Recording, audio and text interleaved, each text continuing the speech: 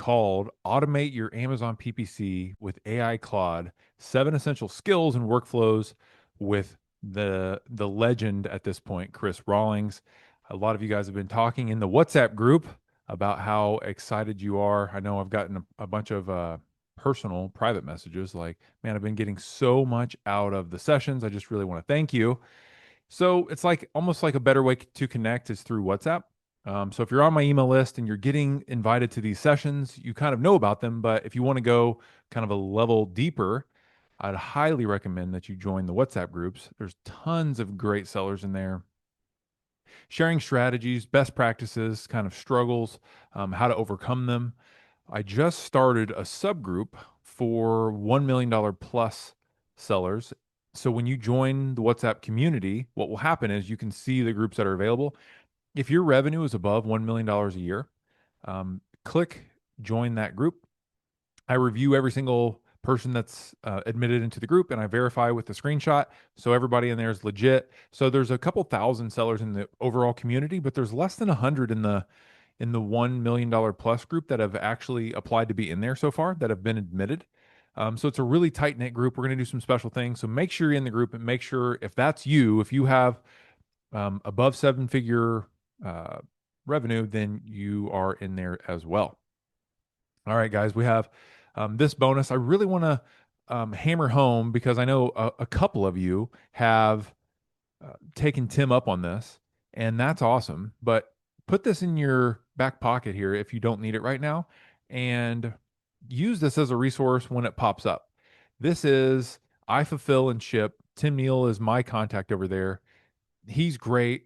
It's literally like my go-to fulfillment option that I've been referring people to. They do all things kind of shipping.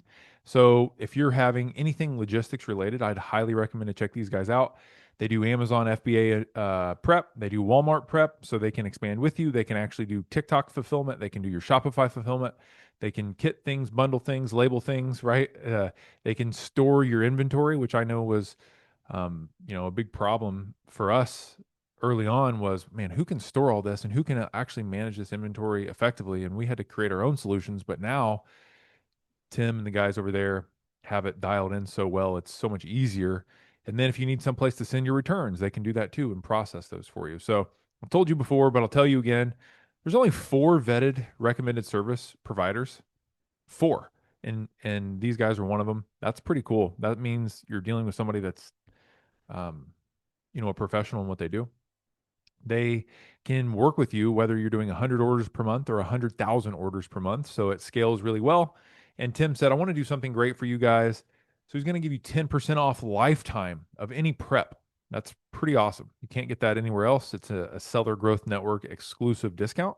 And then D2C, he's giving you 50% off for the first 30 days. So if you're doing Shopify orders or you want to try TikTok out or whatever, like, or if you already have these channels running and you want to add a backup logistics company or even switch primaries, like I think you couldn't go wrong. It's ifulfillandship.com/Seth. That'll get you the special pricing. Here's the QR code just to make it easy on you. Scan that, and then you'll get all of those lifetime discounts automatic.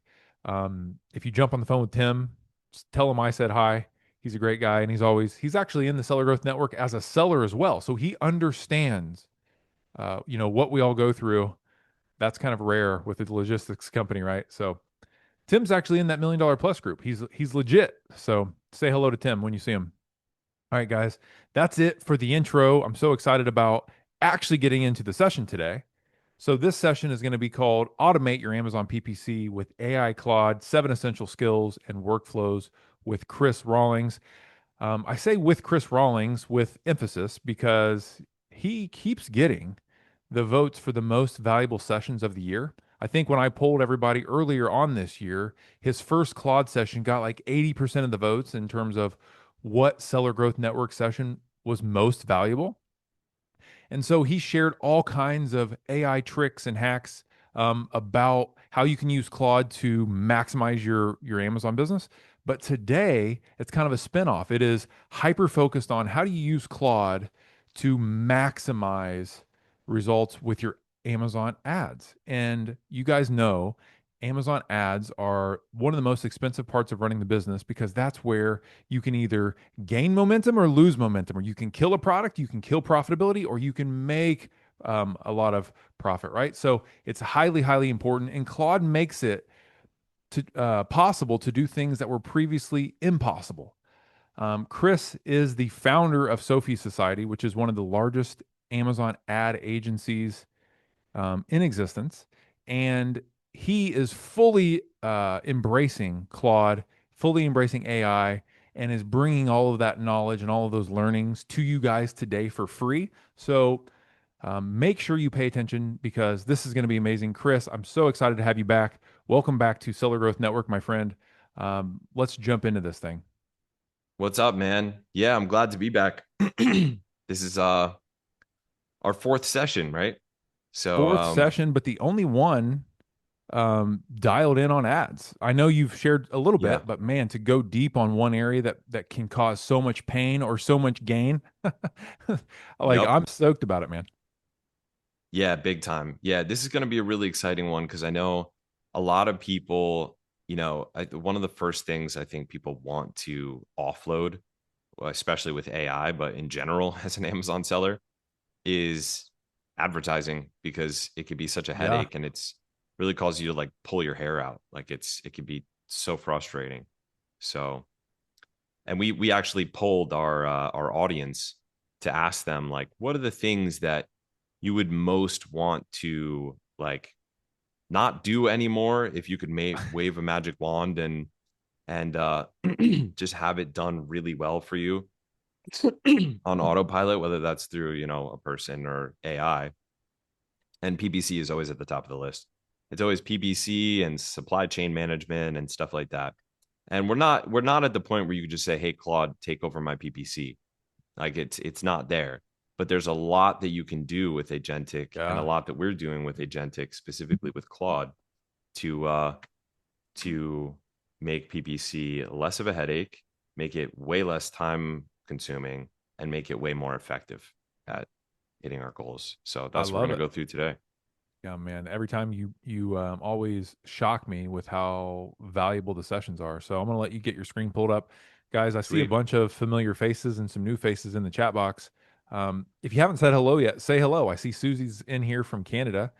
Jonathan is asking if Chris is a cat person. I don't know if Jonathan has inside information or what's going on there. I'm allergic. I'm Oh allergic. man, me too. Oh, really? Yeah, I'm Yeah, like for sure. highly allergic to the point where like I used to actually be in a touring band, a ska band, and we would be on the road for like weeks at a time. And a lot of times we would just sleep over someone's house who was like, at the show or a cousin of somebody in the band.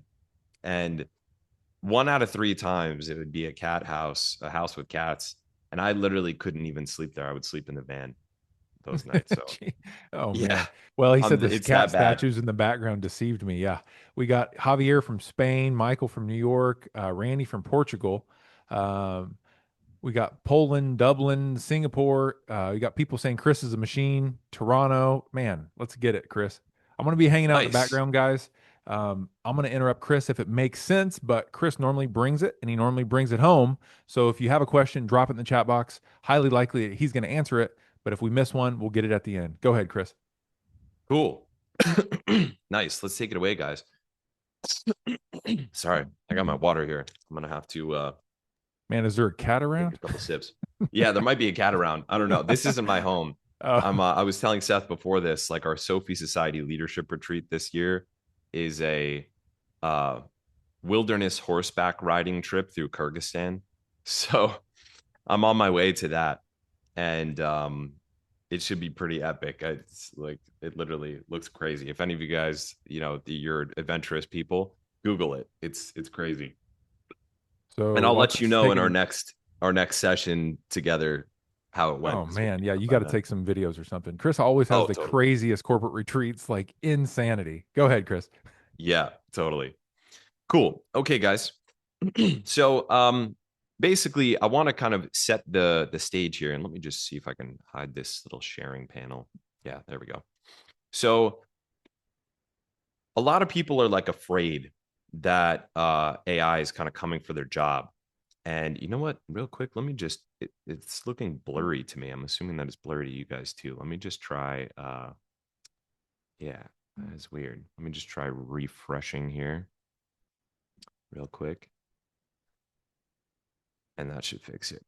Yeah, a lot of people are really afraid that kind of AI is like quote unquote coming for them. And there's so many like news articles about this and stuff, how like 80% of jobs will be gone by the end of 2028 and stuff like that. And I just want to share my experience because um, any of you guys who aren't familiar with me or my company, Sophie Society, we're one of the top advertisers in the world, at the Amazon advertisers in the world. We spend over $5 million every month on Amazon PPC. We have a portfolio of hundreds of brands that we oversee as our partners, and we've been doing it for about 10 years. And what I'm sharing with you guys today is I'm sharing with you guys a bunch of ways that you can use Claude to get better ad performance and spend less time on your ads. And by the end of today, my promise to you is that if you implement some of this stuff, you will save time on your ads. And for a lot of you, it'll be a significant amount. Like it could cut down the amount of time that you have to spend on your ads by a lot. And if you're already using some kind of solution that you're paying a lot for, like a lot of these softwares out there charge like a percentage of ad spend, you may be able to totally unsubscribe from those and save a lot of money that way by using Claude instead. But what I want to like reframe so that we're not coming at this from a perspective of fear, but rather a perspective of opportunity is that it's not AI that's like coming for your job or coming for your company. And in fact, Amazon sellers are in a good position because no matter what AI takes over, people still need products. So it's something that's always going to be a need. Like people are going to buy stuff for sure. AI might take over software, might take over services, it might take over a lot of stuff really quickly, but AI can't replace physical products. They need to be produced, they need to be sold. So you guys are actually in a good position. And it's not AI that's coming for your job, it's sellers that leverage AI that are going to be taking more and more of the total traffic. And by the way, I made this slide with AI. I'm going to tell you guys how later on, in case any of you guys are interested in it. That'll be a little bonus later on. There's a really cool way to use Claude to make great visuals to visually describe concepts that you want to communicate. So what I'm trying to do with you guys is make you this little guy instead of this little guy, because I believe that we're getting close to the time where all of you here are like really early.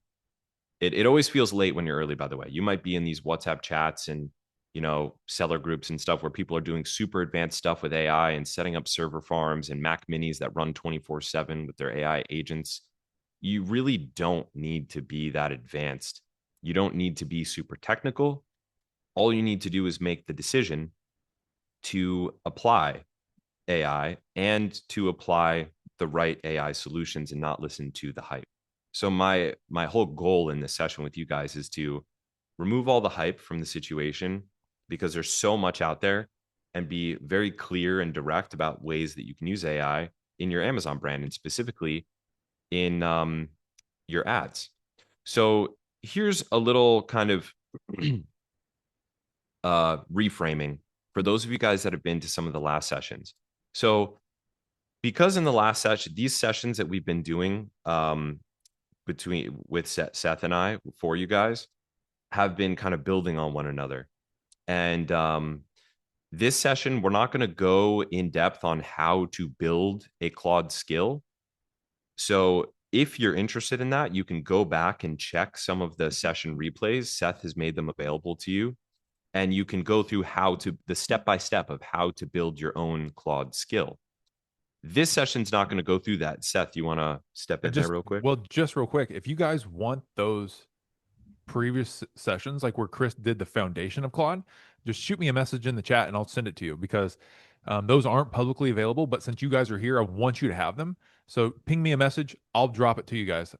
They're amazing. Those are the sessions I was talking about earlier that like Chris blew everyone's mind and took 80% of the votes. So let me know. I'll get them to you. Go ahead, Chris. Nice. Yeah. So just let Seth know and you guys can watch that. You don't need to have watched it to understand this. I want to make that clear. Any of you guys can watch this and understand it. But if you want to like understand, because I'm going to be sharing a lot of skills in this session today, and I'm going to be giving you guys access to those skills in this session today. But what I want to say is basically if you want to learn like how to build these skills yourself, watching those previous sessions is a really good idea. So for those of you guys that are interested in that and haven't seen the previous sessions, just ping Seth and he will drop it to you. So what we're moving towards now, in some of the previous sessions we've done together, Seth and I, for you guys, we've gone through a bunch of cool Claude skills and AI workflows that work with Claude and some other AI tools, like for example, Claude and Kling 3.0 for video, or Claude and ChatGPT Images 2.0 for images, or Claude and another agentic model for accomplishing specific objectives. And we went through a bunch of skills. What we're moving towards now, and this is one of the main themes of today's session, besides just focusing on how advertising works, and Seth and I are going to do a future session that kind of like is really focused on this, is really setting up like an AI operating system. And this is like, and don't worry, I'm about to get super tactical on you guys and show you specific, skills, specific things you can do with your Amazon PPC. But it's really important to understand the framework of like the kind of revolution that we're going through. And people use that word all the time. But right now, since January of 2026, until now, July of 2026, as we're doing this session, this like 6 month period from January to now has been like the thickest, densest part of this, what's truly an actual technological revolution that affects us as dramatically as personal computing and as dramatically as the internet. So I personally have lived through two other revolutions like this. I was a little kid during the personal computing revolution because I was alive in the 90s. So that's when it really happened, when everyone shifted from working with pencils and papers, and architects were doing their work with rulers and compasses and pencils and stuff, to what work looks like for every one of us on earth now is we open our laptops and we stare at our laptop screen and work on our laptop all day. That was a revolution. That was a complete paradigm shift in how work is done. Then another one happened with the internet really quickly after that, where all of your work all day is done online and you're interacting with people online. You're using online web apps. All of your work is online. You're logging onto the web to check Seller Central. Everything that you do is on the internet. That was another revolution. We're now going through a revolution as serious. I would argue it's actually even more profound and more different than those two. And it's going to be even greater of a shift where we're going to go from, and we are doing this currently in Sophie, and I'm going to share with you guys how in this session. We're going from doing our work all day on our computers online to very soon every single person is going to have to be doing all of their work through their AI command center, their AI operating system, their AI operating framework. And this is kind of what that looks like. We shared this in the Amazon AI PPC challenge a couple of weeks ago that we hosted. We're going from like a bunch of AI skills and workflows and tools to a full operating framework where you have your AI dashboards, your AI scheduled tasks that happen every day or every week, your AI agents that work with your team directly in Slack or other tools, but specifically Slack right now is where it's currently possible the best. You have your core skills that you select to trigger and run for very important core tasks, and you do these. You can you run them as needed, but they're core to being an Amazon seller. Some of these, for example, are primary image generation, A+ content generation, creating a new listing that's Alexa optimized. These are like core things. And then specialized workflows and skills that you run as needed, like tariff recovery or reimbursement finding, handling cases, stuff like that. And this is what a full AI operating framework looks like, where work is shifting from I'm doing the work and I'm leading my team to do the work to I'm directing my AI who does the work. And to some people, that still sounds like science fiction, and it's hard to kind of wrap your head around what that actually looks like. And in the next session that I do with Seth, we're actually going to go way deeper on this. But this session is going to be focused specifically on the PPC related stuff. So that'll touch a number of these different domains. We have dashboards we're going to look at that you can set up. We're going to have scheduled tasks and core skills that you can set up. But generally, I'm planting the seed here. This is how I'm thinking about this, and this is how I'd recommend you guys start thinking about how to run your business. Because up until the beginning of this year, from 2023, when AI entered our lives with ChatGPT, all the way through the end of 2025, AI could help you do your work, but it couldn't do your work. Now we're moving to AI does the work, and not just faster, but significantly better, better quality if you set it up properly. So let's get into the actual PPC stuff, right? And I'm covering my screen with some of this. There's so much data when it comes to Amazon PPC. There's and what this is we basically copied in like what data is available with the Amazon APIs. So this is the ads API and this is the selling partner API. You don't have to be familiar with this. Don't worry about this. You don't have to worry about this. This is just to basically show you. And some of you guys will be familiar with this who are familiar with working with Amazon's API or if you've ever dealt with building any kind of software solution. There's so many data points you can get. And that's great for AI. It's overwhelming for a person because when you have so much data available to you, it's hard to know what to act on and it's hard to keep it all in your head at once. There's everything from your ACoS to your click-through rate, your cost per click, your conversion rate, your ads click-through rate versus your organic click-through rate, the market's click-through rate versus your click-through rate. There's tons and tons of data points. And all of this is context for AI to be able to make good decisions. So those of you guys who were in some of the previous sessions with me and Seth, you'll remember that the way to make agentic AI work really well for you, that produces actually good, dependable, repeatable results, is to give it the proper context and to give it enough data. And I'll show you exactly what that means, in real terms. But you can prompt all you want inside Claude. If it doesn't have the context and if it doesn't have the data, you're not going to get good results. This is why you can't just go to Claude, upload your search term report, and just be like, optimize my PPC for me. Because it doesn't have context. It doesn't know what your target ACoS is. It doesn't know what stage of the product lifecycle your product is in. Are you launching? Or is it like a 4-year-old product where you're just trying to maximize profit? Are you trying to maximize ranking? You can't just say Claude optimize my PPC because it doesn't have the context for what that actually means. Even if you do give it the data, meaning your search term reports or access to your Amazon PPC data. So that's the frame to think of this all through. Now, here's some of the things that we're going to walk through in this session today. And there's a couple bonus ones that I'm saving as a kind of secret mystery bonus that I don't have on this list. And those are actually my favorite ones. And those are coming near the end. I put the ones that I think are the most exciting for you guys, but the ones that I know have super big impacts, I'm leaving as a little secret mystery bonus for you guys.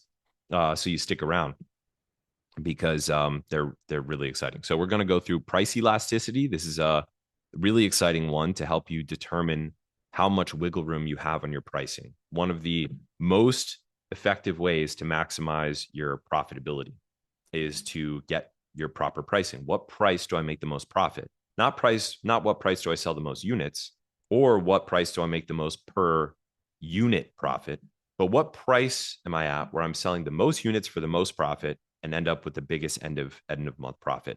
That's price elasticity. And I'm going to share how that works with you guys in this session. We're going to go over a search intent dashboard. This is really critical. This might sound kind of technical to you guys, but what this does is it unlocks your ability to have incredible impact on your profitability of all your products in a ton of different ways. As soon as you know your search intent and bucket your search intents for each of your products, you can then use that knowledge and plug that into other AI workflows that help you achieve your profitability goals and your growth goals way bigger. This is a crazy one. We're going to go over how to benchmark your click-through rate and conversion rate so that you know if it's good or if it's bad and graph it over time. So these first three are basically setting you up to be able to have your own internal context so you know what's important for you to focus on. Then we get into the actual technical stuff of the day-to-day responsibilities of managing Amazon PPC.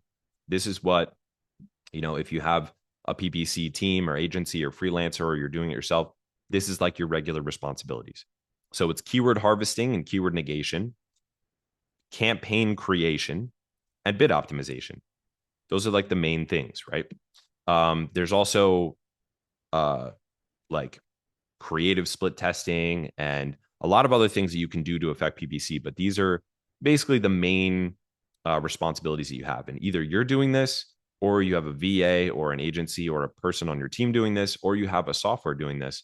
And I'm going to show you guys how to do this using Claude and using AI without any of that stuff.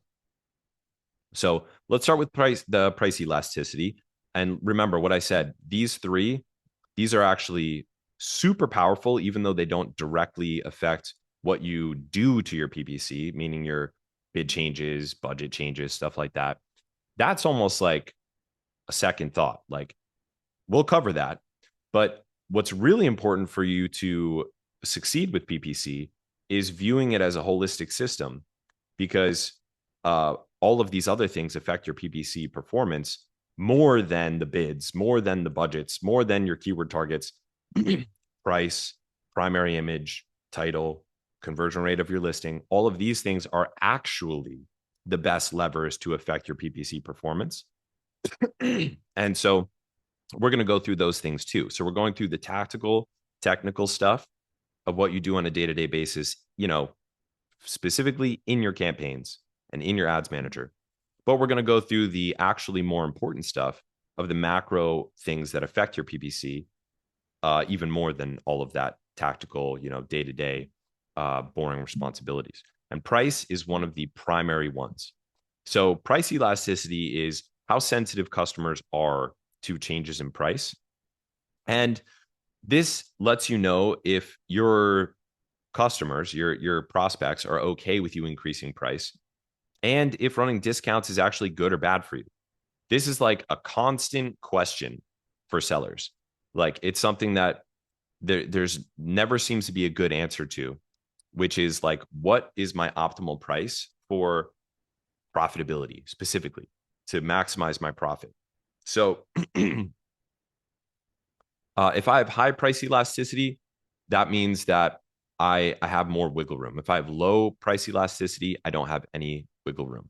So what we did was, and remember, in previous sessions, we went through the step-by-step of how to build a skill. If I did that for every one of these skills, we would be here for, no joke, 8 hours, because building a skill is an iterative process. And those of you guys who are a little bit even more green to this whole thing, a skill is a miniature app inside of Claude. So just to rewind and do like, a little bit of fundamentals here before I jump into this first skill and all the other ones. You have to have the Claude desktop app, and you have to have one of the paid plans. The pro plan is only, I think now $19 a month or something like that. There's like a $17 a month like promo. So it's not that much. You don't get that many credits with that. And you'll find that once you start using it, you're going to burn through credits fast, but in a good way, because it's going to provide a lot of value. But one of the things that you see when you use the desktop app is skills. You hit the little plus button next to Claude, and I'll show you in a screen share in a second what this looks like to run it. And you have a list of skills there. Skills you can either create yourself by prompting Claude back and forth and then telling it to create a skill out of a specific workflow you're doing with it. which basically saves all of that knowledge and context in Claude so you can run that at any time. And the other way is to take the skill from somebody else who's already built it. So in this session, I'm running you guys through some of the skills that we use to minimize our time and maximize our how effective we are. Sorry, I think there might have been a cat in here. Now that I think about it, I see a lot of cat stuff. Yeah, the cats are Pretty sure I sneaky have around allergies. there. You might have to do this So out in the woods. yeah, this is like the longest time I've spent in my room here since I got here. So yeah, so the point of this is to help you determine what is the optimal price for you. And we've used this significantly, like many times, to improve our profitability and improve our total revenue. Because what happens when you increase the price? Well, you might decrease your click-through rate because people think it's less of a deal. But you could also increase your price and your click-through rate doesn't change at all. And the only way to really know this is to test it. But the price elasticity skill uses your data and market data to determine ahead of time how much wiggle room you have. So let me walk you through it. Here's what the end dashboard that you get from the price elasticity skill is. What this is telling you is basically like how much wiggle room you have. So this is all right, here. Yeah. So now we're walking through like the price history of I put this video on 2x, so I'm having trouble keeping up here. We're walking through the price history of it. And what it's telling you is that you, in this case, that we actually do have a significant amount of price elasticity. So um, this number, let me pause this. If you're an inelastic category, meaning you have no wiggle room, this number here is going to be closer to 0. If you have the maximum price elasticity, it's going to be 1. So where you're at between 0 and 1 tells you how much wiggle room that you have. And you'll be surprised in your space for your products, the score that you get here. And we were surprised. And this gives you basically, in this case, since it's 0.55, that means there's plenty of room to increase price. It means that the customers are somewhat sensitive to price, but they're not super sensitive to price. And every category is totally different with this. When you have a product that's like super commoditized, sellers tend to be really sensitive to price. And that's why in those niches, you're going to see everyone is fighting over price. Whereas if you're in a category that's not super price sensitive, in that case, you have more wiggle room, and increasing your price may not impact your click-through rate, and it will increase your profit significantly because it won't hit your unit sales, or it won't hit them by much, is the point.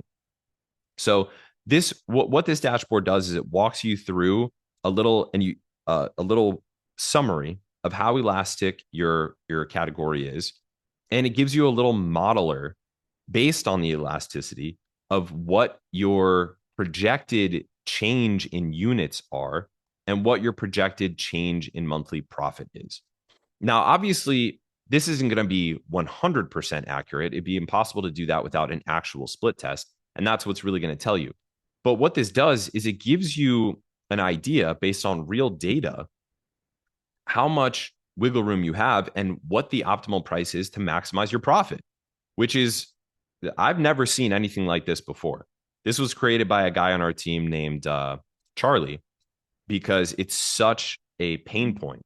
It's really, really painful when you're testing price because you have to risk a lot to test it, right? If you increase the price by like $3 or $4 and then it hits your sales dramatically, you're like, oh, what did I do? And then your ranking drops because you're not getting as many sales and you're not getting as high a click-through rate.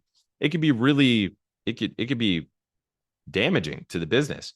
This gives you some amount of confidence when you're changing your price that you're doing it effectively.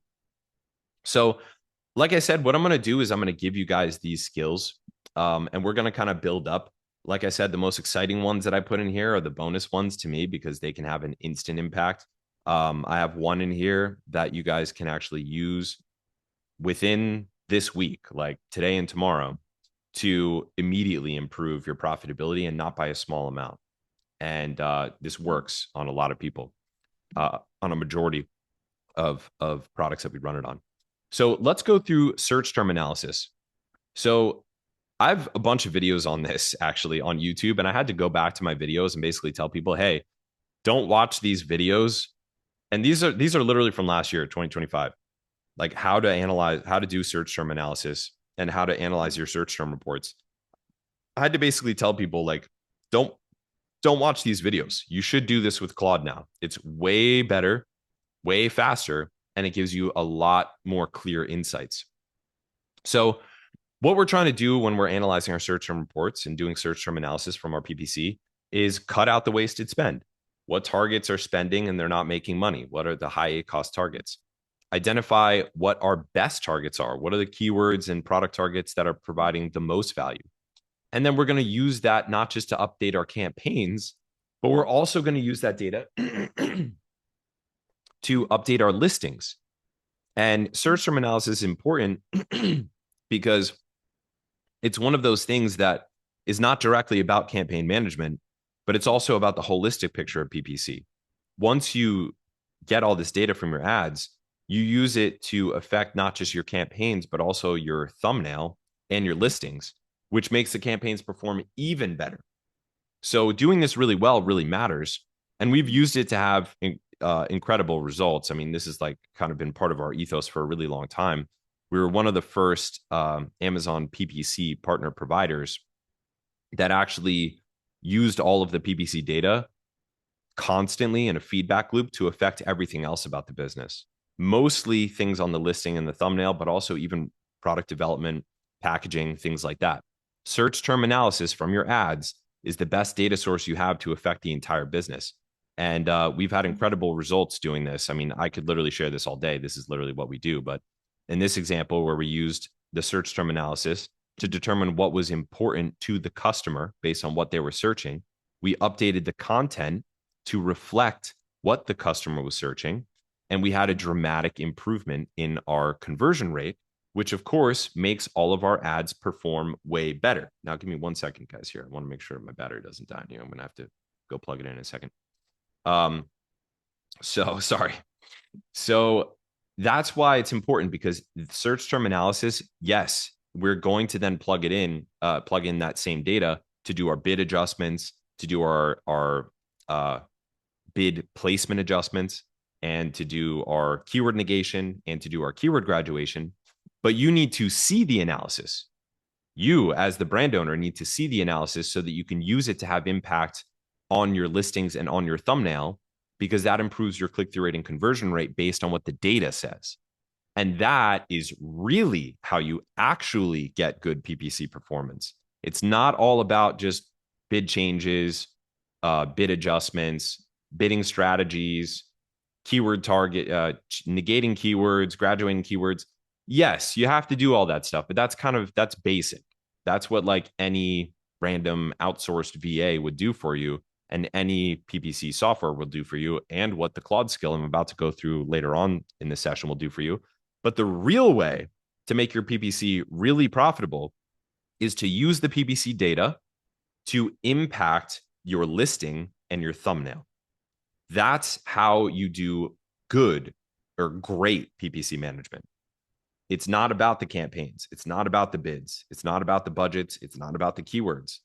It's all about taking the data from your PPC and using it to change your business. That's how you have the best impact. I'm seeing a lot of thumbs up coming up here. That's great. And this is one example of how we did that. We do this on all our products. This is just a recent example you can see here. It was from a couple months ago. And we increased the conversion rate significantly on this. You can see it's a 50% improvement from before and after.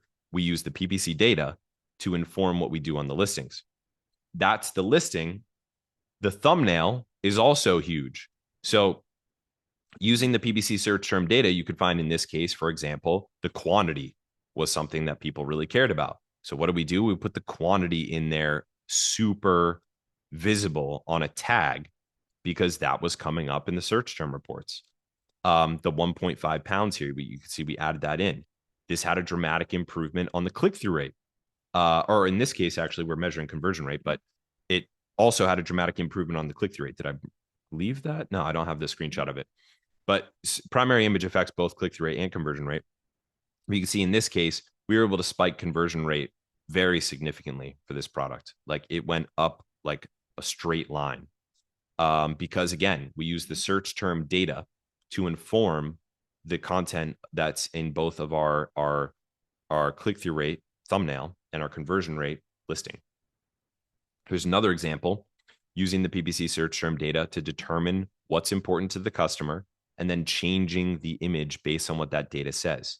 And now what I'm doing this all to hype you guys up to make you understand. Because whenever I say, hey, we're going to teach you guys, PPC automation with Claude, everyone always thinks, all right, cool. That means bid automation, keyword negation, keyword graduation, bid adjustment changes. No, I mean, yes, we're going to cover that, but you should almost think of that as a side thought. Like the true art of Amazon PPC management is using all the data you get from the PPC, which is your richest source of data, to find out what's important to customers and then making changes on your actual content and on the actual product, on the actual packaging, on the listing, and on the thumbnail that reflect what's important to the customer. And there's another example of where we did that. We had dramatic improvements in rank. You can see here from before we did the change to after we did the change. We did an A/B test that showed that we were doing significantly better on both the click-through rate and conversion rate perspective and revenue perspective when making this change. And I'm actually going to dive deeper into that particular example later on and some other examples in that brand because that was a recent one from the last couple months. So to analyze your search terms, you have to download the search term report. And the game is to group your search terms by different shopper intents. So what does that mean? That means some people might be searching for powders. Some people might be searching for capsules. Some people might be searching for joint pain relief. Some people might be searching for a specific ingredient like turmeric. And these searches usually fall in about 6 to 10 different buckets. There's people searching for using your product as a gift for mom, gift for kid. There might be people searching to use it for a particular use case like camping or travel. No matter what your product is, there are different groups of shoppers who are searching, and these groups are more important than the keywords themselves. The keywords are important, sure, but what really matters is the intent that the shopper had in these different groupings, and we'll go through some examples of these. But these are the main things that we want to do when we're analyzing our search term report. We're identifying the shopper intents. Then, of course, we're identifying the high click-through rate keywords, but that have low conversion rate. So we know what to change on the listing for traffic we're already getting from the click. And identifying high conversion rate keywords with a low click-through rate. So that's the opposite. It means once people land on our listing, they always buy. But for whatever reason, we're not getting the click. So if we could just fix that click problem for that shopper intent, boom, we just turned on a free flow of sales traffic. So it goes both ways. And of course, like you all are probably already doing, you're identifying the bleeders, both from a keyword target perspective, a product target perspective, and also a whole shopper intent perspective. And then using that to then negate those keywords, which is a skill we're going to go into in a second as well. So you could do all this by analyzing it with spreadsheets like I teach in my YouTube videos. But like I said, I had to comment on those YouTube videos. There's no reason to do that anymore, ever again. No one should ever have to analyze their Amazon PPC search term reports with a spreadsheet ever again, because you can do it with Claude and you can do it better with Claude and you can do it much faster with Claude and more clear. So the way to do this is you're going to download your sponsored product search term report. You're going to download your sponsored brand search term report. And you're going to upload them to Claude. And now, I don't want you guys to think that I'm like, first of all, let me make this clear. I'm going to give you guys the opportunity to get all of these skills that I'm walking through in this, and you won't have to pay for it. You will. I'm going to give you the opportunity to just download them and use them yourself. So I want to make that totally clear. Everything we go through in this at the near later on in the presentation, I'm going to give you guys the opportunity to get these. Because I don't want people to think, oh, like now I have to sign up for your thing to get access to this. No, you're all going to get this. And I'm going to tell you how later on. But for those of you guys that are really interested in just gaining the ability to build this type of thing yourself, I'm not going to go through the process of how we built this skill using search term dashboard, but what I'm going to tell you is this. And like I said, you can go through some the other sessions that Seth and I did together, where I actually walk through a step by step of how to iteratively build a really good, robust skill. But to put it really short so that you guys can understand this, the way to do this is you try the simplest possible iteration first.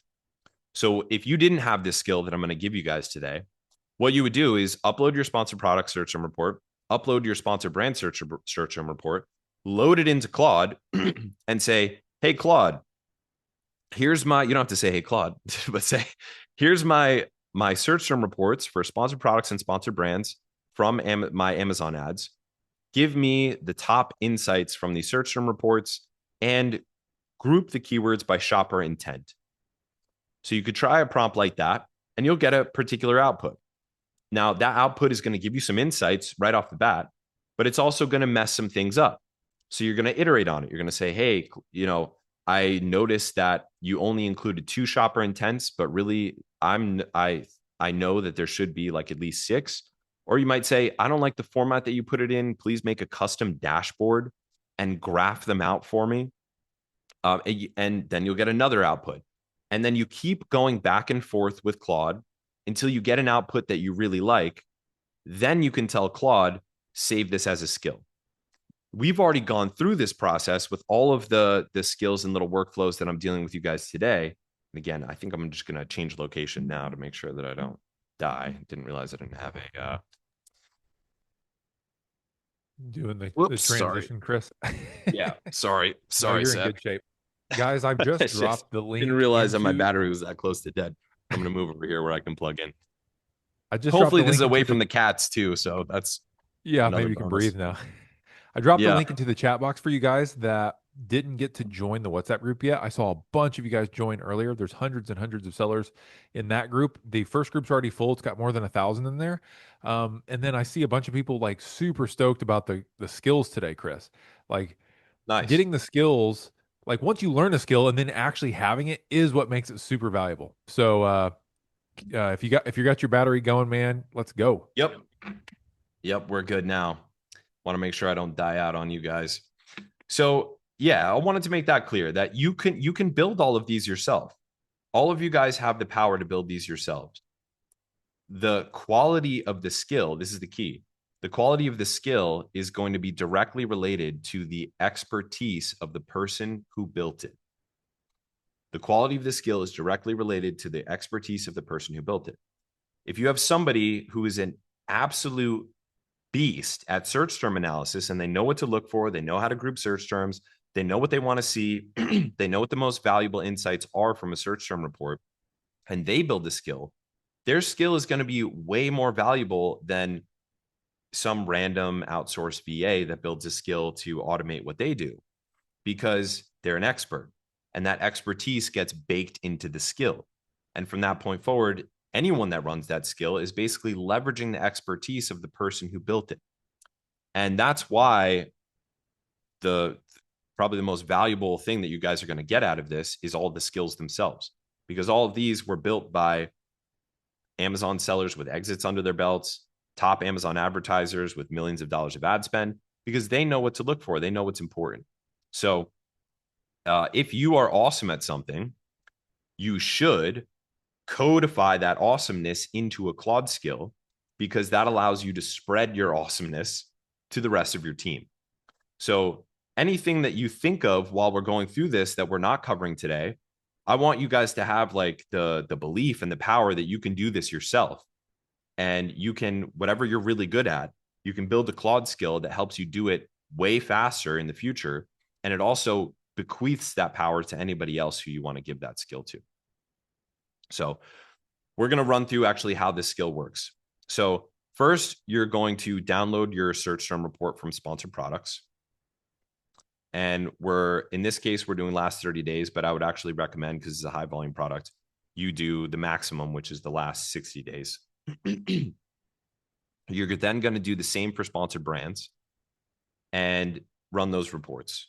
You then just download them onto your desktop. And there's a little button on the right-hand side that says download. You guys probably all know this. Then you're going to take those reports and you're going to pop them in with the skill. And this is a skill that you guys are going to have the opportunity to get today. And it's going to ask you a couple of questions based on its initial analysis of the skill to clarify things, to make sure that it doesn't get it wrong. This is something that we baked in to preemptively handle anything that could go wrong in it. Then it's going to generate this for you. Now, this is a really cool dashboard. I think I skipped by the top of it here. So here, you see at the top here, you have an overview, you have keyword insights, you have campaign insights, you have product insights, shopper intent insights, and then wasted spend. This dashboard here is gold. For anybody here who manages their own PPC, you know this. It's hard to get all of this data in one place. Even with the off-the-shelf PPC softwares out there, there are things that they just don't do. And one example of that is this button right here, the shopper intent button. I don't know any software out there, even though this is the most important part of understanding your PPC search terms. I don't know any software out there that actually properly segregates the shopper intent. And the reason that they don't do that is because it requires intelligence. So your PPC bidding software, your PPC analysis software, it doesn't have encoded intelligence in it. It's an algorithm. So it doesn't know that if you want to segregate, for example, we have a product that is a lemon balm tea.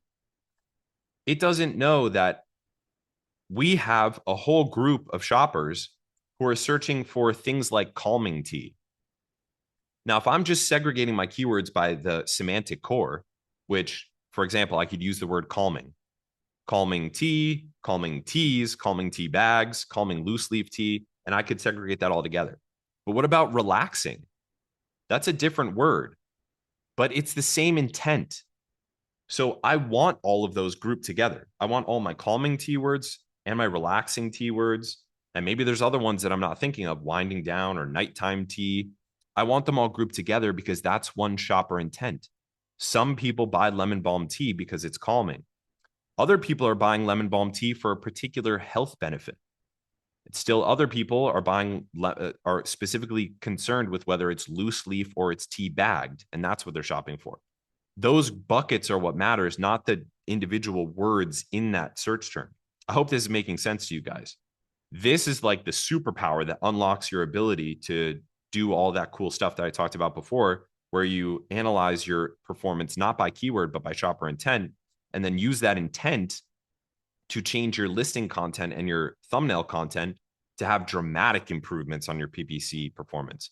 You might have a little bit better improvement by lowering a bid here, upping a bid there, but the dramatic improvements on your PPC, those all come from analyzing the PPC data, segregating it into shopper intent, and then making changes on the listing and the thumbnail, the packaging, and even the product to reflect those. So let me just go through what you get here with this search term dashboard skill. You're getting all your top metrics. So your total spend, total sales, ACoS, your click-through rate, your conversion rate, and your wasted spend, which is a cool one. You're going through the breakdown of match types. It's going through, here is like a quick dashboard of the shopper intent. And I went through this so fast.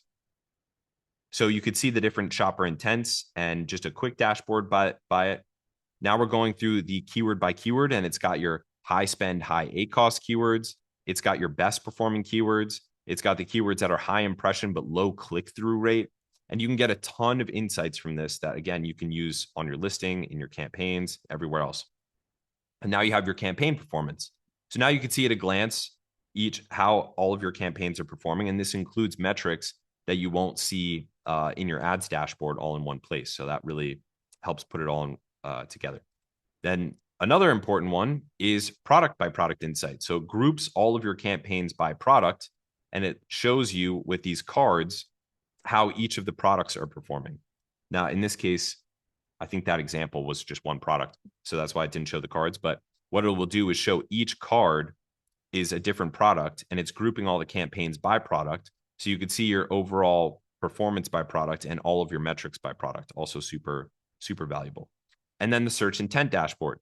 This is what shows you the groupings of the different intents. Like I was saying before, people searching for relaxing tea, see people searching for uh, calming tea, people searching for some specific issue that they're using for the tea. And in this case, again, I think I ran this. Oh, yeah, here we go. So you can see throwable paintballs. We have outdoor summer activities. That's a more like broader, like lower intent type of keyword grouping. And we have cards for each one. I think if I fast forward here, yeah. So we have the brand itself.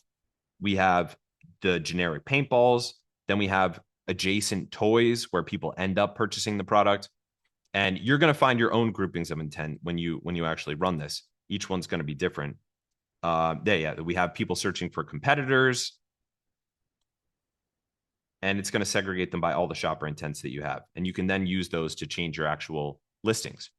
And then over here, we have your wasted ad spend. Now, this is like probably the PPC software that you already have has this in it. But this is telling you all of the ways that your ad spend is definitely being wasted with enough data to validate that it's being wasted in that case.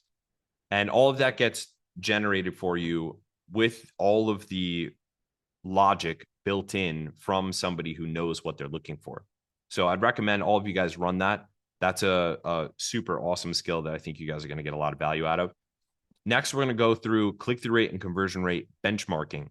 So because we're using all of this PPC data to maximize our profitability by taking the data and turning into changes on the actual listing, how do we know whether our conversion rate or our click-through rate is actually good? You might say, oh, my click-through rate is like 0.2%, but I don't know if that's good or bad. Like, is that something I need to work on? Or am I, is the rest of the market at 0.1%? You don't really know, because I'll tell you, being in every category on Amazon, every niche is so dramatically different with this.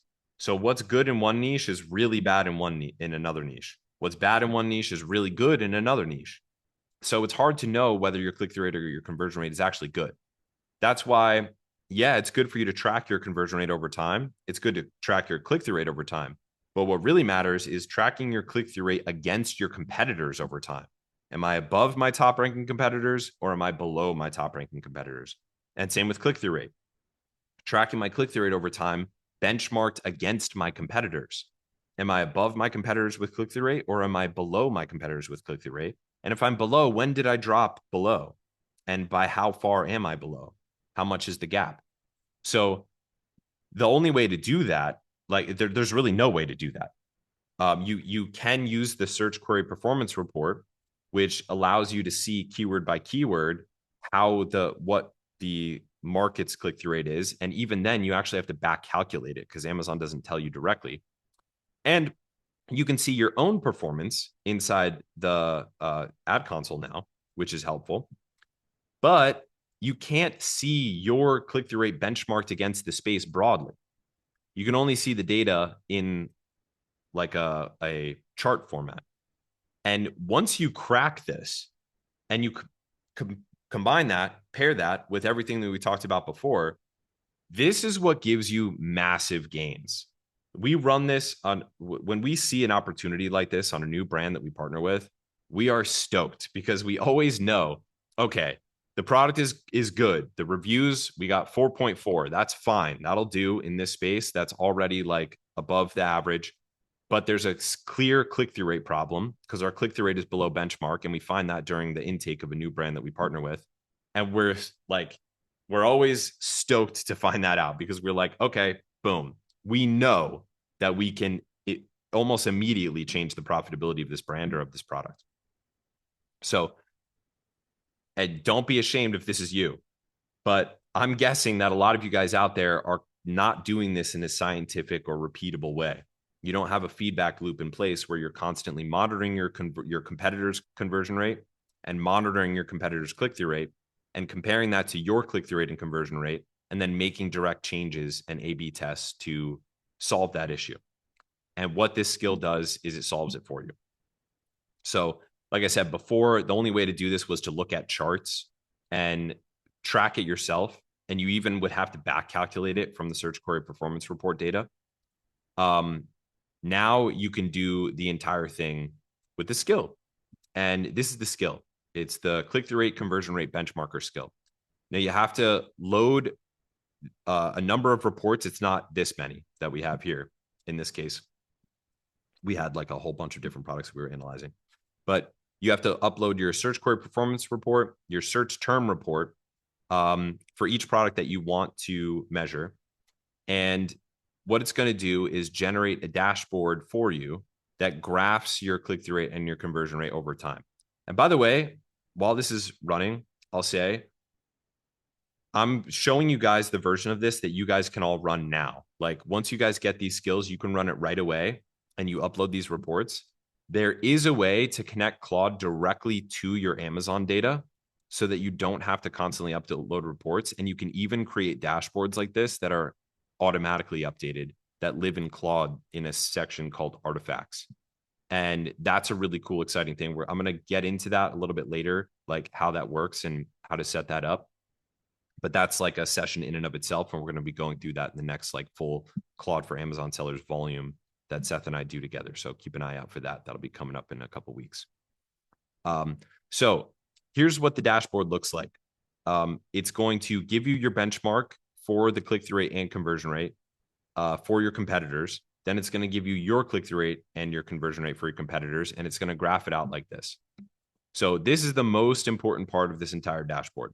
So what you're seeing here is click-through rate and conversion rate benchmarked against the market. So the dotted line is the market. The solid line is you. So in this case, we have click-through rate on the left-hand side is the y-axis for click-through rate. And on the right-hand side, we have the conversion rate axis. So you could see all of it all at once. This is like, again, this is something that I don't know of any software that does this. This isn't just like replacing your PPC software. This is giving you a capability that has just never been possible before. And that's what's so exciting with Claude and with these agentic AI capabilities is, and this is why I told you guys before, I don't believe there'll be any sellers left that don't utilize these types of strategies within about a year, because they give you powers that you just didn't have before. It's not that it's faster. It's not even that it's better. It's that it gives you like the ability to do things you just couldn't do. They weren't possible at all. It's not better than a human. It's just a human simply can't do it. Or it would be like an undue amount of time. Like it would be practically impossible to do it. So what do we see here? We see the dotted line down here, meaning the benchmarked conversion rate for our space is sub 4%. And ours is way up here. So our conversion rate is significantly better. You can see it's at about 11% at the end of this graph, significantly better than our competitors. But our click-through rate, you can see the dotted green line here, is above us. So our click-through rate is significantly worse than our competitors. Ours at the start here is at just over 2.5, and the competitors are at 3.8. That's a huge difference. I mean, that's almost like 50% increase. So that's huge. That's like, what is that? Well, it's more than it's like a 40% increase, something like that. So they're doing way better than us. And you could see we actually started to alleviate this once we actually saw this issue right around here. And right here at the end of last month is where we saw the benefits of that, where we were on par with our competitors. We wouldn't have even known this was an issue. We wouldn't have even known this was something to work on if we didn't have a chart like this. And that's what's so valuable about this. And that chart, that's the most important part. The rest of this, I'm going to walk through this in a second, but let me just rewind here. This is what you guys like this is like 80% of the value right here. This is what you've never probably been able to see before. Your conversion rate over time versus the competitor's conversion rate over time. Your click-through rate over time versus the competitor's click-through rate over time. And this is aggregate. So you could go into your search query performance data, sure, and you could see for a particular keyword, if you back calculated and did math on your own, for that particular keyword, back calculated what their click-through rate was for a particular, period of time. And then you can calculate yours and you can find out for that keyword for that period of time, what was the conversion rate difference. But it's just not practically possible to do that for both click-through rate and conversion rate for every period of time over time. And that's what this gives you. It's just one view and you instantly know what you have to work on, which is awesome. But then down here, what you get is a broken down view by keyword. And this does the math for you.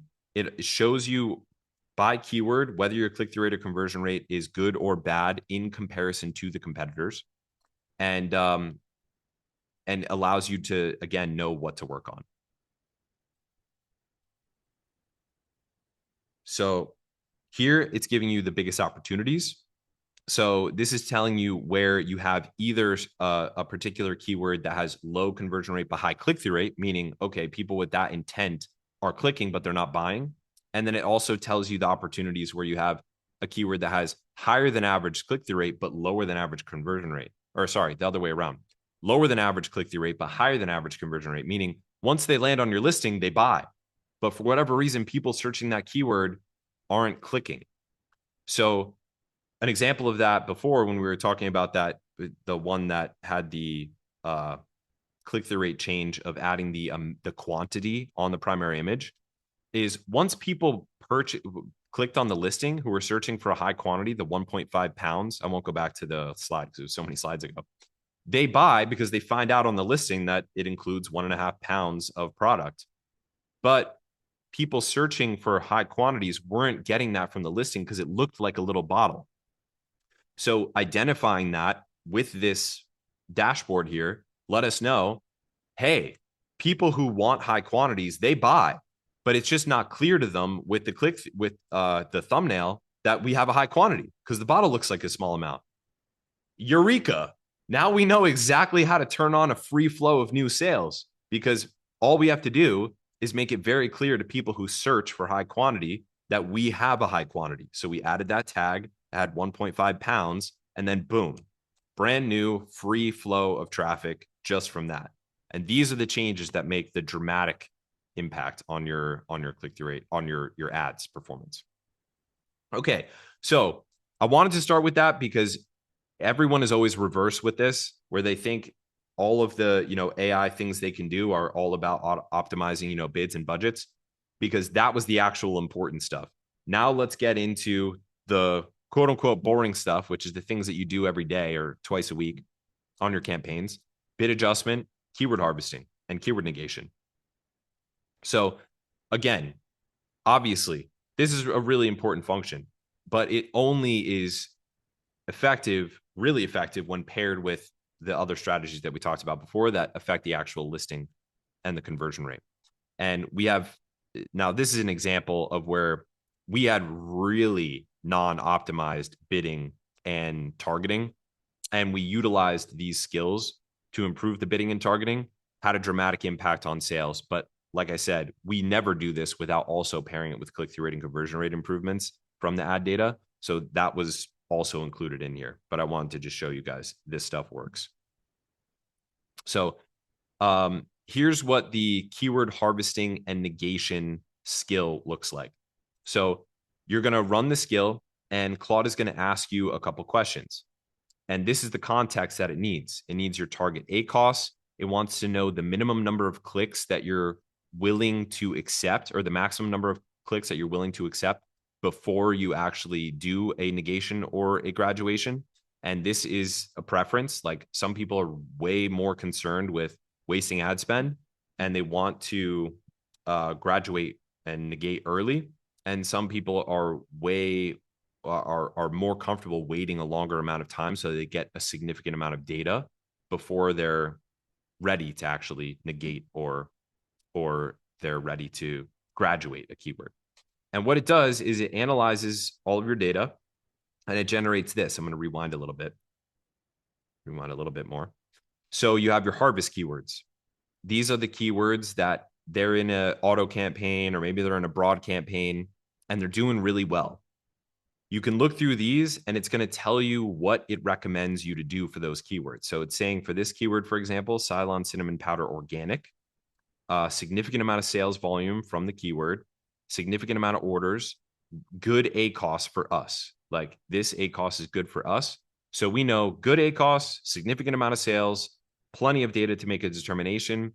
And the action to take is promote to exact, meaning you're going to make an exact match campaign from this keyword. Now, that can either be a single keyword exact match campaign, or you can put it into an exact match campaign that already exists that has that shopper intent. And it's going to do the same thing with ASIN targets. So here are all of the product targets that are performing really well. And it's showing you, again, all the sales for that product target and why it's being considered good, because it's a good ACOS, a significant amount of sales. And again, it's telling you, all right, these product targets are coming up in your auto campaigns. You definitely want a dedicated campaign for these. And this is one of the primary, like, regular responsibilities of managing your PPC. You're looking at all of your broader, more research-based campaigns like auto-targeting campaigns, close match, loose match, substitutes, complements, and your broad match campaigns, even phrase match campaigns, to see what comes up. Part of those campaigns, especially auto campaigns, is really just research to let Amazon advertise you on a bunch of different keywords and products to find what's performing best. And this skill tells you what is. And then the next step is to take those targets and put them in their own campaigns, either dedicated campaigns just for them or groupings of campaigns that group them by shopper intent. Now it's also showing you what to negate. And the negations are based on what you put in the beginning that you're comfortable with. You should be very, very sensitive to negations, because you don't want to negate really relevant keywords. You want to negate keywords that are not performing well and are not relevant. If you're negating, like, it's totally fine to negate a keyword that Amazon thought was related to your product, but has nothing to do with it's not the actual intent of your product. Like, an example of that would be, like, if I'm selling squirt guns and people are, for whatever reason, people are searching for like turkey basters, like, because they squirt liquid. It's like, no, this is like a toy for kids. Like, we don't want to advertise on that because it's a totally different shopper intent. And these keywords come up all the time. And those are the ones that you want to negate. Now, in this dashboard, you then can select which ones you actually agree with and don't. And it's going to give you the bulk file upload for you to make those changes. And this replaces like a very intensive process in PPC. So, sorry. Okay. So I don't have a video of that, but what it's going to do is like give you the actual bulk file that you can use to then upload and make those changes yourself. I thought I had a video of us doing that, but I didn't include it. So next, let's go into bid optimization. So this is something that you guys are either doing with a software, or you're doing it with manually inside the ad console, or you're doing it with bulk uploads using sheets and your own little algorithms for it. But everyone has to do it some way. Claude makes this really easy, because what it's going to do is analyze all of your targets and then generate a dashboard that allows you to, that gives you the recommendations of the bids, but allows you to make adjustments before you actually make the change. So this makes it super quick, because it's giving you the access. Here we go. Get back here. It's giving you all the insights, but then it gives you a dashboard that allows you to make tiny adjustments. You can't see it here, but it allows you to make tiny adjustments. And then once you make those adjustments, it then gives you the bulk file upload. You simply load that in, and then it automatically changes all of your bids. And in this algorithm of bid adjustments, for the ones that should be decreased, the bids that should be decreased, and the bids that should be increased, it is including all of the logic that makes the most sense for you accomplishing your goals, which is why in the beginning here you saw it asks you a couple questions first to make sure that it's aligned with your goals. But it already has baked in the logic of good bid optimization, because it was built by top sellers and advertisers who already know good bid optimization. So Here's us running the skill, sponsor product bid optimizer. It's asking, yeah, okay, so these are the questions. Yeah, so it's asking you these 5 questions to make sure that it's optimizing the bid for the right goals. So it's making sure that if you have ranking campaigns, that it's taking that into consideration. If you have profit campaigns, it's taking that into consideration. Brand defense campaigns, it's taking that into consideration. And research campaigns where you're trying to find new keyword targets, it's taking that into consideration as well. Which is why you can't just say, "Hey, Claude, here's my report, optimize my bids," because it doesn't know what it's optimizing for. So when you upload your report into Claude and run this skill, it asks you a series of questions to kind of lead you through the process of what good bid optimization looks like for you for each of your different campaign types. And here's where I'll show you the dashboard that actually gives you all the recommendations and allows you to make the tiny adjustments. So here's what the report looks like. And you can see for each of these, so in the previous stage of the campaign, it just gives you, of the skill, it gives you like a big long list of bid changes to make. Here's the dashboard that gives you all of the bid changes, and then you can adjust them right here in the dashboard proactively if you disagree with them, or if you want to be a little more aggressive or a little less aggressive on them. And it's telling you the targets and the campaign that they're in and the ad group that they're in and the match type that they're in. So it's all just in one place. And this is way simpler and easier than clicking through all your campaigns in the ad console. And it's more direct and more accurate than letting some kind of software make these recommendations automatically for you when it's not aligned with your goals. So once again, we're coming upon a function where Claude can do this better than any kind of software that you're paying for already can do. And the reason for that is because it's aligning with you using intelligence first. And software just can't do that. So, like a bid optimization software can't like align with your goals. It could, like, in a kind of messy way, and some of them do this, like in a like big buckets way, where it might have like a goal that you can select, like ranking or profit or something like that. But this skill asks you enough questions in the beginning to make sure that it really understands which are ranking campaigns, which are profit campaigns, which are research campaigns. And then it's coming up with the bids based on you hitting that goal. And it knows what your target A cost is. And it has the context of your historical ad data, obviously, because you load it in there. And it gives you the bid optimizations based on that. It also shows in here the reason for the bid changes and all of the logic behind it. So you can make sure that you agree with that prior to loading it up. And if you disagree with anything, you can make those little adjustments prior to loading in your bulk file. So once you've made your little adjustments, you've reviewed all the logic, you just download your bulk file, you upload it in, and all your bid changes are made there. So that's bid adjustment. Let's get into launching campaigns. So launching one campaign doesn't take a huge amount of time, right?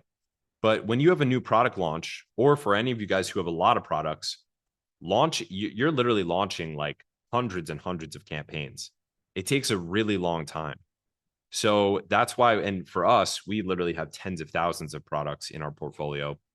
This takes a huge amount of time. We have to do this a lot. It's a big portion of our total amount of time is just creating the campaigns in the first place, creating new campaigns. So what this is a bulk campaign launcher that walks you through a dashboard that has all of the logic, not just the Amazon logic, but the like seller logic that we know. Like we know that some campaigns are for brand defense. We know that some campaigns are for brand offense, for advertising on competitors. But brand defense and offense, they're not like settings in the ad console. That's something that we know. So that's what's really cool about this skill is when you run this, it asks you everything that it needs to know to set up the campaign from Amazon's settings perspective. Are we doing broad match, phrase match, exact match, is product targeting, keyword targeting, etc. But it's also asking you all the questions that refer to the logic that sellers only know. And so this allows you to basically in one dashboard set up, here's another example of that, by the way. So we have catch-all campaigns. another name for this is scavenger campaigns. I have a whole video on this. These are low bid campaigns that are meant to just be super profitable, but they don't make that many sales. But the sales they do make are super, super profitable. Any of you guys that haven't messed around with scavenger campaigns, I recommend you watch my YouTube video on that. It's just an easy win. Like it's a great way to add like a low volume. You don't make that many sales off these campaigns, but you get them really profitably. Like you can, we have some of our scavenger campaigns, they have a 1% ACOS. They might be only doing like 1,000 a month, but like 1% ACOS at 1,000 a month. It's like, why would I not do that? So I really recommend this. And this is something that Amazon doesn't have a scavenger campaign option when setting up campaigns, right? But we know that scavenger campaigns are good. And for those of you guys that don't know, a scavenger campaign or a catch-all campaign is basically a campaign where you bid very, very low, like very low, like 1/10 of the recommended bid is what your bid would be. And what these campaigns do is they're just always there at a baseline, waiting for all your competitors to run out of budget or run out of bid or run out of stock or whatever. And whenever like the tide is right, this happens. Like it actually happens all the time. The bidding just drops and the price to actually get that placement is like super cheap, either because the top seller ran out of inventory or because they ran out of budget at that time in the day, or they got suspended, or it was just the algorithm changing and there's nobody bidding at that time for whatever reason. And you just snipe in because these campaigns are always watching for that because they never hit their budget. You set the budget at basically infinity because your bids are so low that you would sell like an infinite amount at that low bid. So they never run out of budget, and they're always waiting at that low bid to snipe a really cheap sale. So it's really powerful, and that's one of the settings in this bulk campaign launcher. So what this allows you to do is in one dashboard. So for a new product launch, for example, in one dashboard, you could put all the settings for the different types of campaigns that you want to launch, including ones that aren't even options in Amazon that are really just like knowledge that we have of sellers of a protocol of a certain type of campaign, of how it's set up. And you go through this dashboard once and set the campaign structure that you want. And then at the end of your one-time setup, you have all the campaigns with all of their settings all correctly set, ready to launch. And it gives you that bulk upload. You literally just load that in and it launches all those campaigns for you. So you guys are going to get this skill as well. This is a super valuable one, especially for those of you guys that have a lot of product launches or you have just a lot of ASINs. And any of you guys out there, if you're like, professional PPC managers or something like that, this is going to be like totally game changing for you. Again, this is something that I don't think there is any software that does this, that allows you to do this. And this is what we're getting more and more of now with Claude is you're getting capabilities that are not just making your job faster, not just making your job easier, not even just making it better. It's letting you do things you just couldn't do before. So pretty exciting there. Now let me get into skills that you can use from the insights that we talked about earlier on. And this is what I was talking about is actually the highest impact stuff. This is what was not on the list. First, before I get into the actual skill, because this is what's going to allow you guys to actually take action on the stuff we talked about earlier in this session, where I was saying, if you really want the big impact, you use your PPC data to change your listing. What I'm going to do now is, before we talked about how to get the insights, right? Using the search term dashboard skill and the click-through rate and conversion rate benchmarking skill, now you have the insights. Okay, my conversion rate's great compared to my competitors, but my click-through rate sucks. And I see in my click-through rate conversion rate benchmarking skill specifically why it sucks. I see that people searching for calming tea are not clicking, but when they do click, they buy. So we need to show that this tea is calming in the thumbnail. Good. You got your insight. Great. Now, what do you do about it? This skill is the one that actually connects that. This is actually going to generate the new content required for you to act on those insights that we talked about earlier. And this is the full picture. This is why I was saying earlier in this session, if you guys do this, if you really act on this, and in a little bit, I'm going to tell you guys how to get these skills. If you take them, you download them, you use them, you could literally by Saturday or Sunday of this week have dramatically improved profit. And I'm serious about that. Like, it's that fast. If you do all this Saturday or Sunday this weekend in your sales, you could have a dramatically improved profit. And I'm giving you the whole picture. There's nothing missing from this for you to be able to run this process. You can do this right away yourself, right after this session, or right after you get the skills. So let me just show you how that math works, because I want to prove it out to you guys. Let's say, and this is a real brand in our portfolio, we move click-through rate from 1% to 1.3%. And I'm specifically using examples that are not even that dramatic. We have way more dramatic turnarounds in this, but I'm specifically showing this to you guys to show you how little impacts, how little changes make dramatic impact. So say I change my click-through rate from 1% to 1.3%, and I'm able to change my conversion rate from 10% to 13% by analyzing our PPC data, getting insights from it about our search term intent groupings, and then making content changes from those insights. All of which you can do with these skills with no other tools, no other people, nothing else. You just literally use them, do it, and you've got it. Let's say that happens. So by relative terms, I improved my click-through rate by 30%. I improved my conversion rate by 30%. People might think, oh, 1 to 1.3%. What's 0.3%? That's nothing. Well, that's 30% actually improvement. That's 30% more clicks. That's 30% more traffic to your listing. And same with conversion rate. Okay, 10 to 13, that's only 3%, improvement. No, that's a 30% improvement. That's a 30% increase in sales from the same amount of traffic. That's what it is. So you have to like think in terms of relative change, not absolute percentage points, because 1 to 1.3 means 30% more traffic to your listing. If I was getting 100 sessions to my listing, I'm now getting 130 sessions to my listing. And same with conversion rate. If I was getting 100 orders, I'm now getting 130 orders if I go from 10% to 13%, right? So that's how the math works there. Here's how the math works in profit. We're going from $7,500 in net profit to $15,000 in net profit just from these two changes. And some people are like, no way. Yes way. This is real math. I'm going to show you how it maths out. Look at this.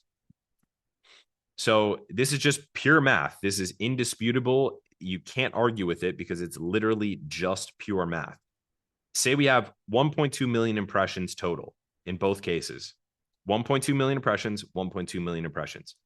At a 1% click-through rate, 1.2 million impressions times 1% is 12,000. That's 1% of 12 million. 10% conversion rate of those clicks to sales gives me 1,200 purchases. This is straight math. So 1% click-through rate, 10% conversion rate means I get 1,200 sales out of 1.2 million impressions. Now, if I improve my click-through rate to 1.3% and my conversion rate to 13%, look what happens. Out of my 1.2 million impressions, 1.3% click-through rate is 15,600 clicks instead of 12,000. But I'm now not only getting more traffic to my listing, but I'm getting a greater portion of that greater traffic to purchase. So my purchases end up being almost double. I go from 1,200 purchases to 2,030 purchases. It's like an improvement of like 80%, right? So that's how these small changes, how dramatically they can impact your performance. And that's why this is so powerful in your PPC performance, because yeah, bid changes, keyword negation, keyword graduation, that's all great. And that's important. But the real game-changing changes, these kinds of changes, from $7,500 a month in profit to $15,000 a month in profit, that comes from the process that I talked about before. Analyzing your PPC data and then making changes to things outside of your campaigns based on the ad data. And this is what you get from it. And you'll notice the purchases improved by 80%, but the profit improved by more than 100%. And the reason for that is because we didn't pay for any new traffic.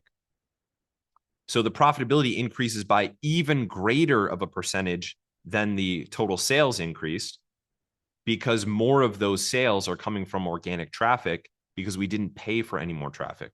We just increased the amount of that traffic that's converting. Therefore, our profit goes up by a greater percentage than our revenue even goes up. And our revenue already went up by almost double. So that's the power. Now let's talk about how to actually do this. And now I'm going to show you some like more dramatic examples. So here's one where we 6x the click-through rate, going from 0.5% to 3%. And the conversion rate doubled, going from 15% to 30%. And this is what it did to the business. So this is a screenshot from Seller Board Profit Tracker. And you could see we were negative profit, which means this business was just an expensive hobby. And within about 10 months, we got to 20,000 a month in profit. And the major changes that we made were exactly what I just said. This was the real images, real before and after image. You can see it's actually pretty ugly, but that's what the customers wanted to see. They wanted to see this keyword. They wanted to see the dimensions. They wanted to see the amount, the quantity. They wanted to see that it was made in America.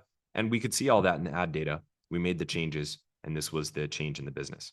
I mean, for a small business owner, this changes your whole life. Like if you're going from a business that makes negative profit is a very expensive and stressful hobby.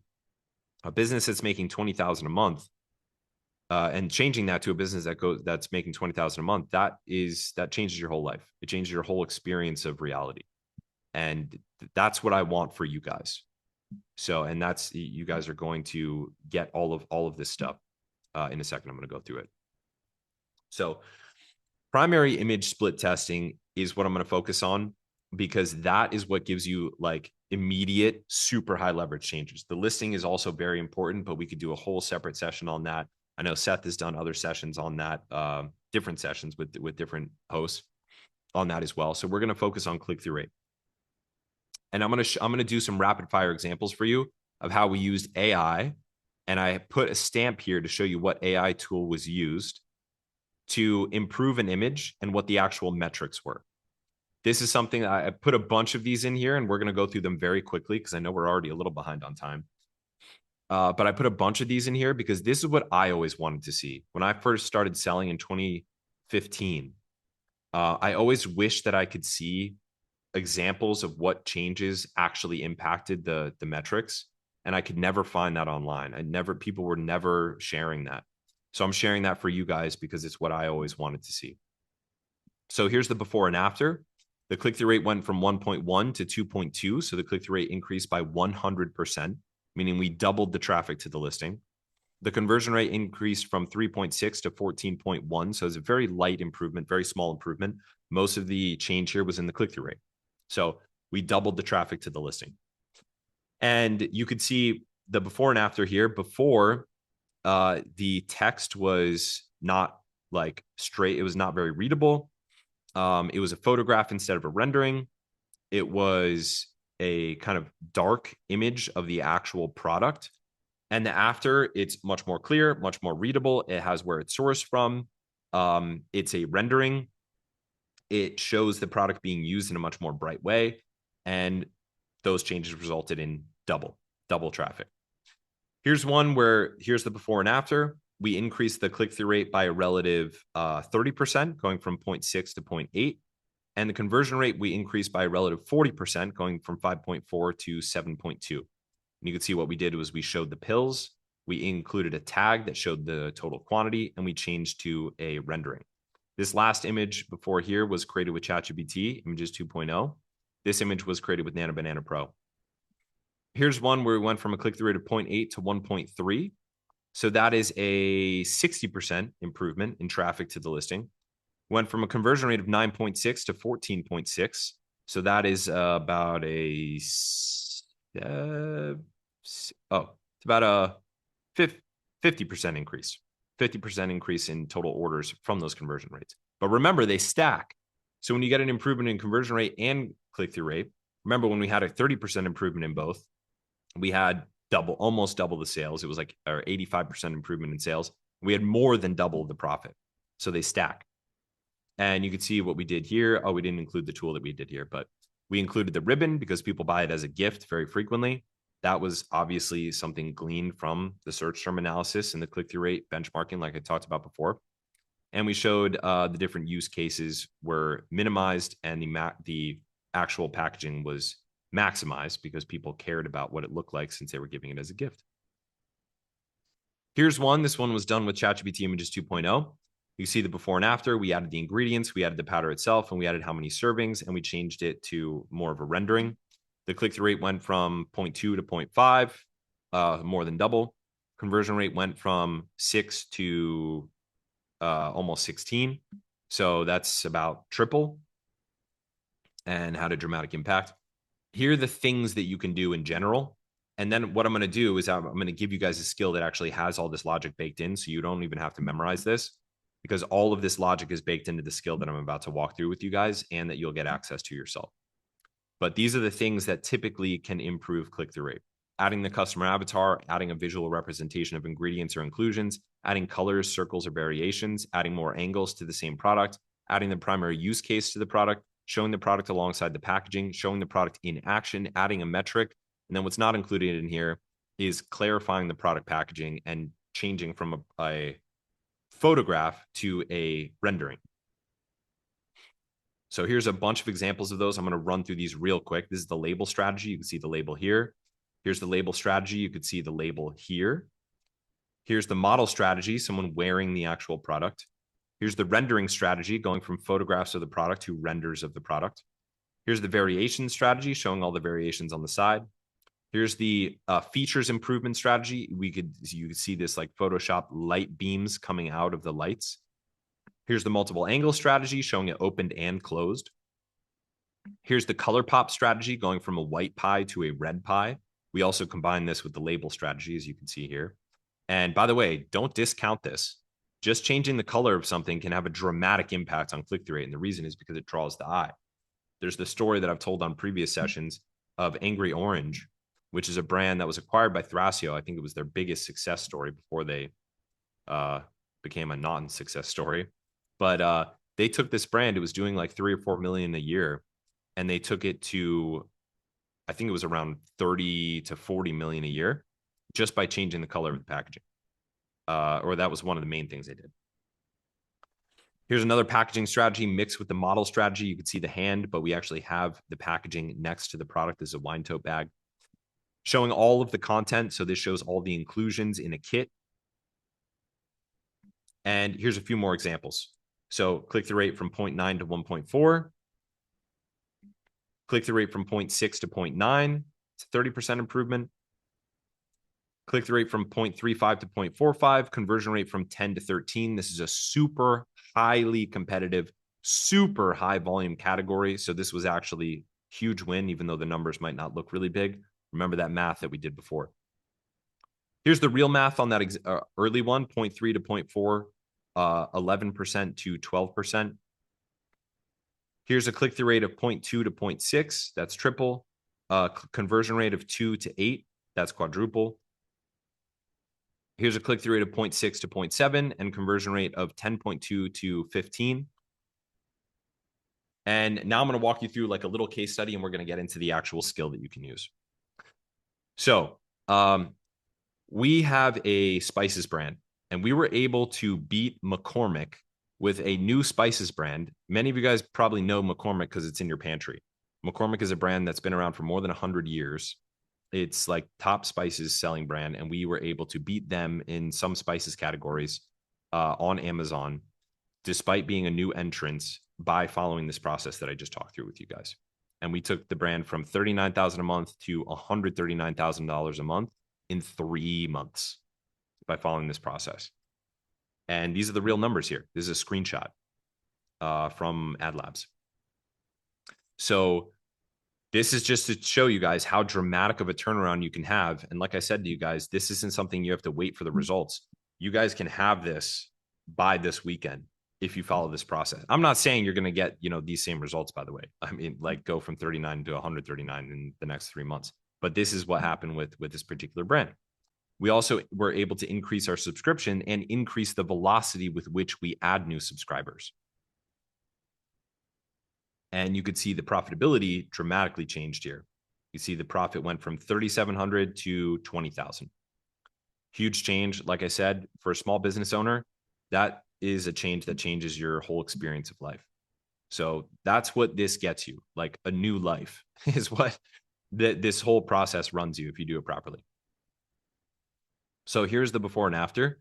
This is fully AI generated using ChatGPT Images 2.0 and the Claude skill that I'm about to share with you guys. So you can see the main changes here. Color pop on the bottom, green color pop. It went from black and white basically to all these colors in a big green banner. Ingredients showing on the packaging. So we went from a window to the actual ingredients stacked up and the cinnamon stick showing. Primary image on the primary keyword on the packaging, organic Ceylon cinnamon powder. And the rendering that looks clean and nice with good lighting rather than a photograph. Those are the 4 main changes. We did this with all of the products.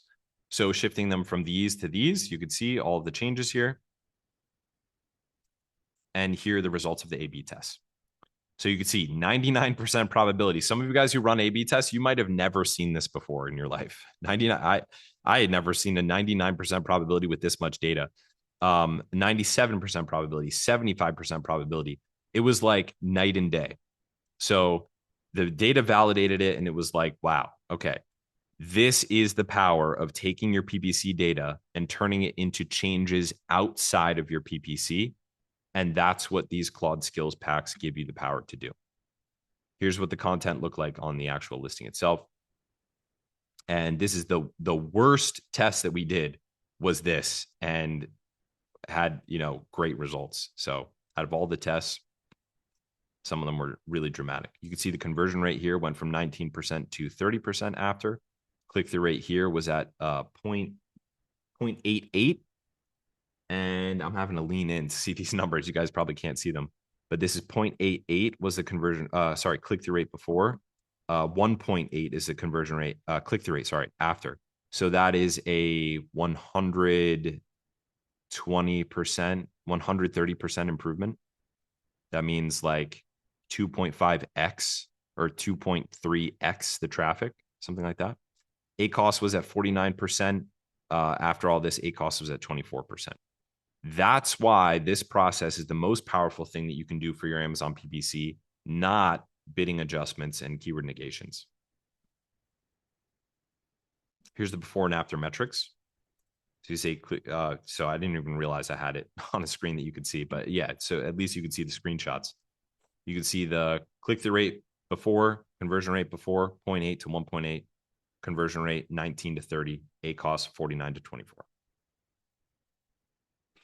And the rankings improve dramatically as well, because what happens when you have a higher click-through rate is Amazon starts to see you as someone who generates them more revenue, and it wants to show you more. So people think click-through rate is all about just people searching for a keyword and then clicking your product. It's really mostly connected to your overall click-through rate and your click-through rate for particular products, because Amazon doesn't want to show, it only has so many impressions every day. There's some total amount of impressions. I don't know how many it is, maybe like 500 million or something, probably more. Oh, probably way more than that. It's probably like a billion or maybe 2 billion. I don't know. I'll get the number, but whatever it is, they only have so many impressions in a day.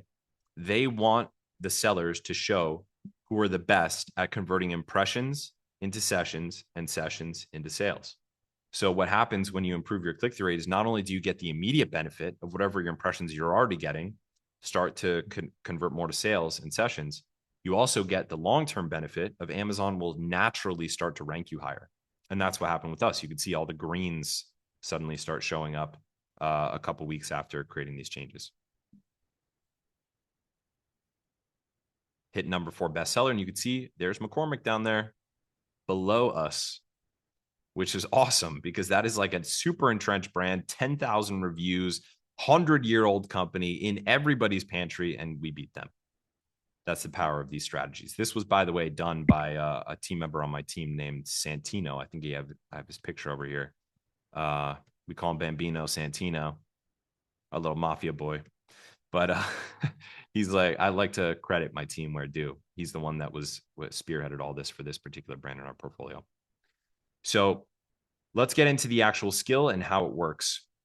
I have a little recording of how it works, and you guys are going to get the opportunity to get this skill. Oh, actually, before I go into this, so what do you use to generate images, your primary image for your product? Well, there's 2 main tools, Nano Banana Pro and ChatGPT Images 2.0. And there's third-party tools too, but those tools are just using these two. Any third-party tool that you're using out there, there are great ones out there, great third-party tools that take some of this process off your hands. They are using Nano Banana Pro or ChatGPT Images 2.0 API. Those are the two. Those are really the only two trustworthy ones for e-commerce product images. And I'm going to show you guys the breakdown between the two in case you're interested. These are the two top players. So here's a little breakdown. Oh, okay. I think I actually go through the process first. Nope, never mind. So here's a side-by-side breakdown. Here's Nano Banana Pro on the left-hand side, ChatGPT Images 2.0 on the right-hand side. Both of them create good product images. You can see these are two different versions of the same product. Both of these would play. Both of these are definitely worth split testing. But if you zoom in on them really close, there's tiny little text on the indicator display of this product. This is another product in our portfolio. It's a hydrogen water bottle. And if you zoom in really close, this is what that looks like. It's actually AI gibberish. Now, you might not be able to tell looking at this, and I'm wearing my glasses and I can't even see it. So I don't know if I would notice that on a phone. But personally, as a brand owner, I wouldn't want to put this on my primary image because if someone did look at it, it's obviously made with AI. With ChatGPT Images 2.0, for whatever reason, they cracked small text. Nano Banana Pro doesn't seem to, or Nano Banana 2, doesn't seem to have cracked small text yet. It can do text, but if it's very small, it produces this kind of like really classic AI gibberish looking stuff. Whereas this is perfect. And this is zoomed in on that tiny little text. It got every detail right, which is pretty impressive. So for that reason, we prefer to use ChatGPT Images 2.0 now. This is only within the last 2 or 3 months since the 2.0 came out. Before that, we were using Nano Banana Pro, and we would make small edits in Canva.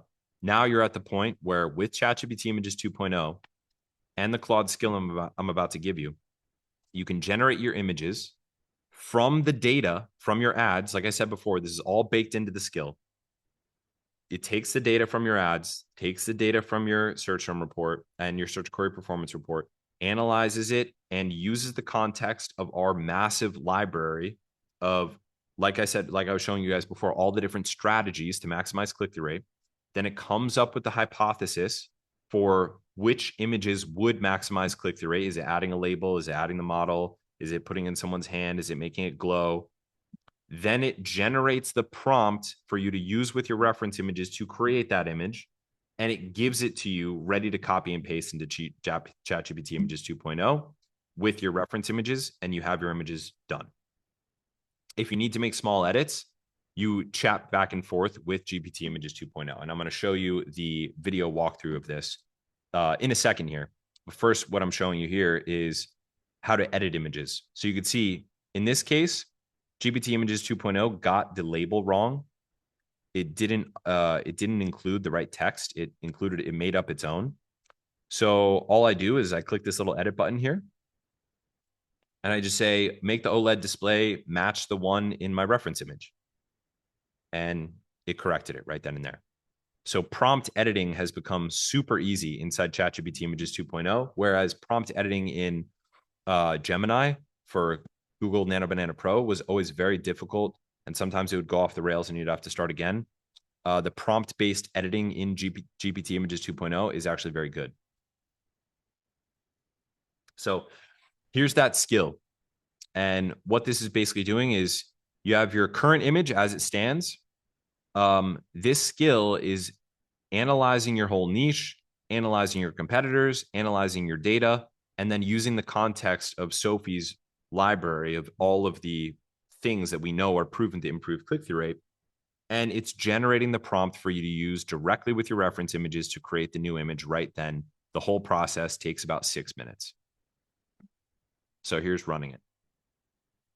So I'm selecting it. It's called primary image hypothesis. I know I have boring names for these skills. I have to like make them more sexy. It's then going to ask for the screenshot of the competitors. I use a extension called Go Full Page.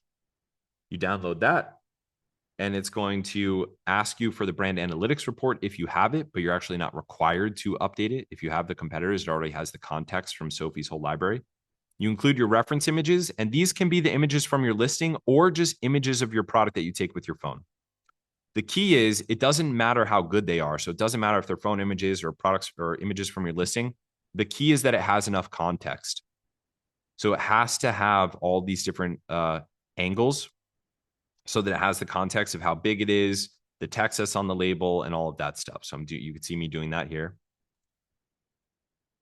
It has all the context, and here's where it generates your top insights from all the analysis that it did from the data that you gave it. And then it gives you each concept. So I'm gonna scroll back here for a second so you can show what the first one was. Concept one is just a fully TOS compliant white background image. So it's giving you like the base one. I'm pasting that into GPT Images 2.0 with my reference images, and I'm clicking go. Now I got my second hypothesis, and this generates 5 hypotheses. So it gives you 5 opportunities for a better click-through rate with 5 different hypotheses. One might be with the ingredients outside. One might be the product is glowing a little bit. One might be that it's like a hyper-realistic rendering with a primary search term on the packaging. It's going to come up with it based on your product and your data and your competitors, and referencing Sophie's library of all of those strategies and the examples of all those strategies, like the ones that we walked before. And all I'm going to do, and it generates the prompt. So what I'm doing here is I'm taking the prompt and I'm literally just pasting it right into ChatGPT Images 2.0 with my reference images. And like I said, there are third-party tools that will generate primary images for you. But I like this process because, first of all, it's very fast. Second of all, it's free. Third of all, you can edit directly in GPT, which is much faster. You could just do little edits. And fourth of all, this is the only one that I know of that references a massive library of known strategies that improve click-through rate, which is what we have at Sophie. And you guys, like, I'm not charging you guys for this. You guys are getting this for free. And we use this internally. I just showed you guys like dozens of examples how we use this myself, how we use this in our own portfolio. So here you go. This is my third hypothesis. I'm putting that in. And I'm going to do all 5 in this case. You could do just the ones that you like. It explains the hypothesis and why it thinks it'll get a better click-through rate. But you can, it's totally up to you. You can do just 2 of them. I like to do all 5 because I like to see how they turn out. And it doesn't even cost that many tokens anyway. So I might as well just do it. It basically costs you nothing. It's like free. So this is my 5th one, popping it in here, generating, and now I'm going to go through and review them. So here's number 1. Already way better than my current primary image. And if you look at the details, it got every little thing right. Even this stamp, like everything is right. All the tiny little text, that stamp, you know, a third-party tool or a Nano Banana Pro could have totally messed that up, because if you look when I zoom in close here, it's actually like partially obscured by this. It still got it, even with partial obscurity, which is like very rare. Here's the second hypothesis. So this one's showing the dropper full of the liquid and the rosemary ingredients behind it.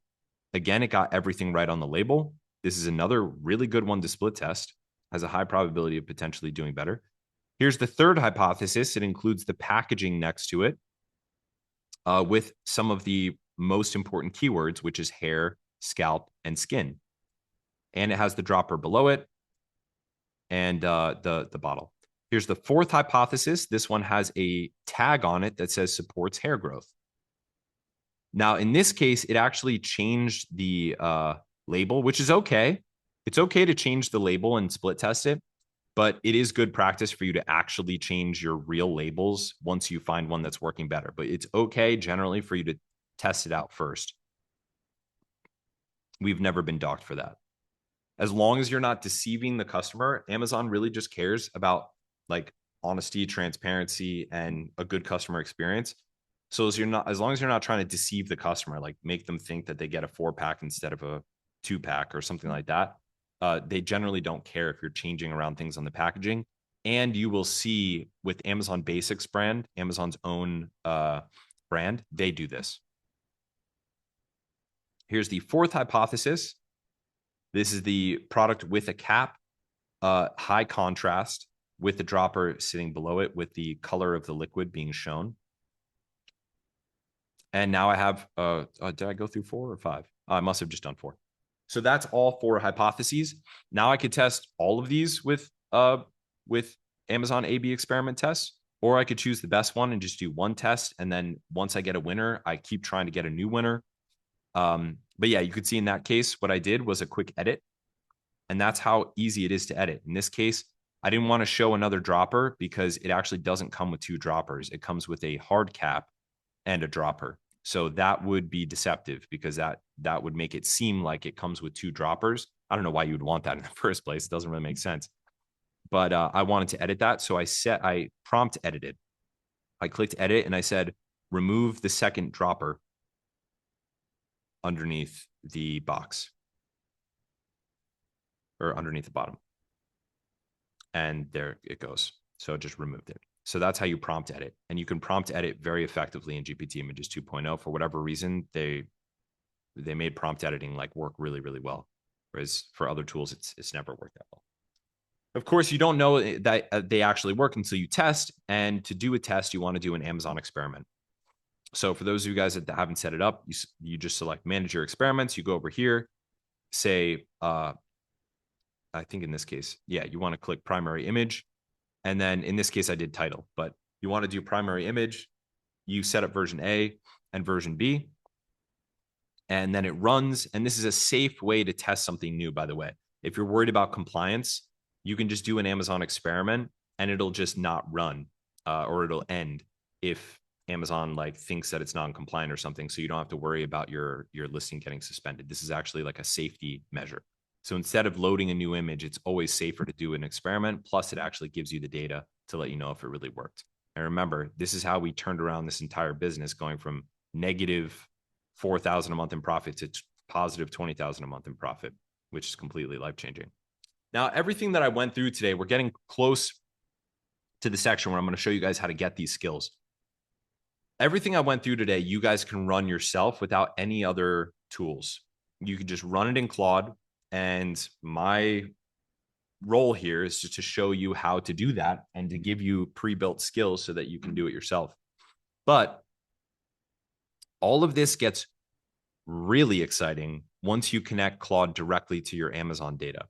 Because right now, what you have to do, you're the seller interacting with Claude, but you have to go to Amazon Seller Central to download all these reports and then load them into Claude anytime you want any kind of output.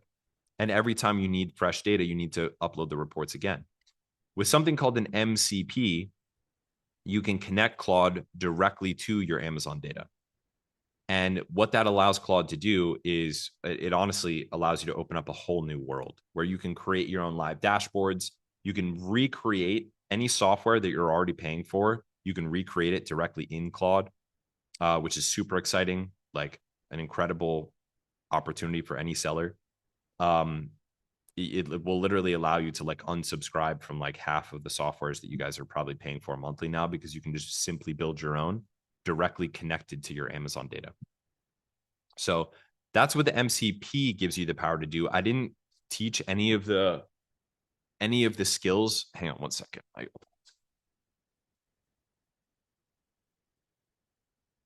Sorry, I didn't know if you guys could hear that, but I was getting an alarm going off. So now you know it's live, right? That's how we prove that we're live here. I didn't go through skills that use the MCP because I wanted you guys to all have this immediately actionable. But the MCP, people dropping laughing emojis here. Hey, at least it's it's live, because we definitely wouldn't record this in. The MCP is something that you get if you're a part of the Sophie ecosystem, which I'm going to tell you guys about what that's all about in a second. What it is it basically, because you can connect Claude directly with Amazon's APIs if you want, but That's actually not a very good idea because the API connecting directly to Claude, none of the data is stored, first of all. So you can only go back a certain amount of time depending on the data point, the data type. You can only go back a certain amount of time. Some of it's only 90 or some of it's only 60 days. So it doesn't have all the context, the historical context. There's also multiple different API calls for a particular data point. So Claude doesn't know which API call to go for the data. So the data is not stored, it's not banked, it's not organized or labeled. That's why you need an MCP provider to access your Amazon data. And Sophie Society is one of these MCP providers. Now, if you guys want that, this is a subscription. This is not our core business, but we do offer this just as a service for people who just want the MCP to just be able to connect Claude directly to their data so they can make their own custom software, do all kinds of other cool, freaky stuff. That is an option. And I'll tell you guys how you can explore getting that through us if you want. This is a whole other bag of potato chips.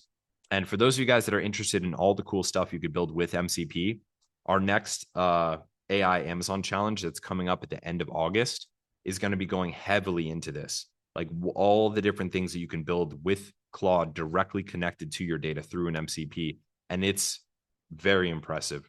Like you can literally like unsubscribe from your profit tracking software, your keyword tracking software, your inventory software. Like you can, and not only that, but you can make it better and constantly updated. Your own like set of software tools that's better than whatever tools you're already running because it's custom to you, all living inside your artifacts in Claude. This is an incredible opportunity for any Amazon seller, and it's worth its weight in gold.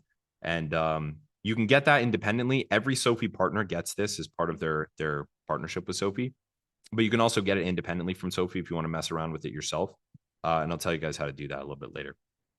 So I hope you guys are with me here. I'm about to give you guys access to all of these Claude skills that we just went through. So, but a little bit of framing. This is what basically happened since 2023. 2023, ChatGPT came on the scene and the AI hype went through the roof. And there were all these tools coming out like one click, build $1 million business, or one click this, one click that, like totally, automate your inventory or totally automate whatever with AI. And then everyone kind of found out, yeah, that's not really true. You can't just say, hey, Claude, build me a $50 million business. It just doesn't work like that. And we've all gotten kind of disillusioned by AI with all the AI slop and all the over promises from tools and stuff like that. But I hope that you guys are with me after today's sessions and seeing the real results of the brands in our portfolio of applying AI to these brands and the actual profit changes and the actual revenue changes that you actually get. This is the real world we're talking about here. This is like life-changing stuff. When you apply this stuff, we just crossed over this year where the hype is now actually below the capabilities. Like people don't actually understand how capable agentic is for an Amazon seller. Like I'm kind of like an acolyte of this. Like I'm out in the world trying to like spread the message because the capabilities are way beyond what people are realizing. Like we got kind of burned out by the hype in the last few years with all the AI slop. So people are kind of like very cautious with AI. But in the last couple months, this just happened just this year, like since around mid-January of this year in 2026 is when all this happened. And this kind of crossover happened where now the hype is actually below the capabilities. The capabilities are beyond what most people even realize. And I only know a few organizations and parties that have really caught on to this. My organization, Sophie Society, being one of them, which is why we created the MCP for you guys to be able to access. But this next year is going to be like a destiny shaping year.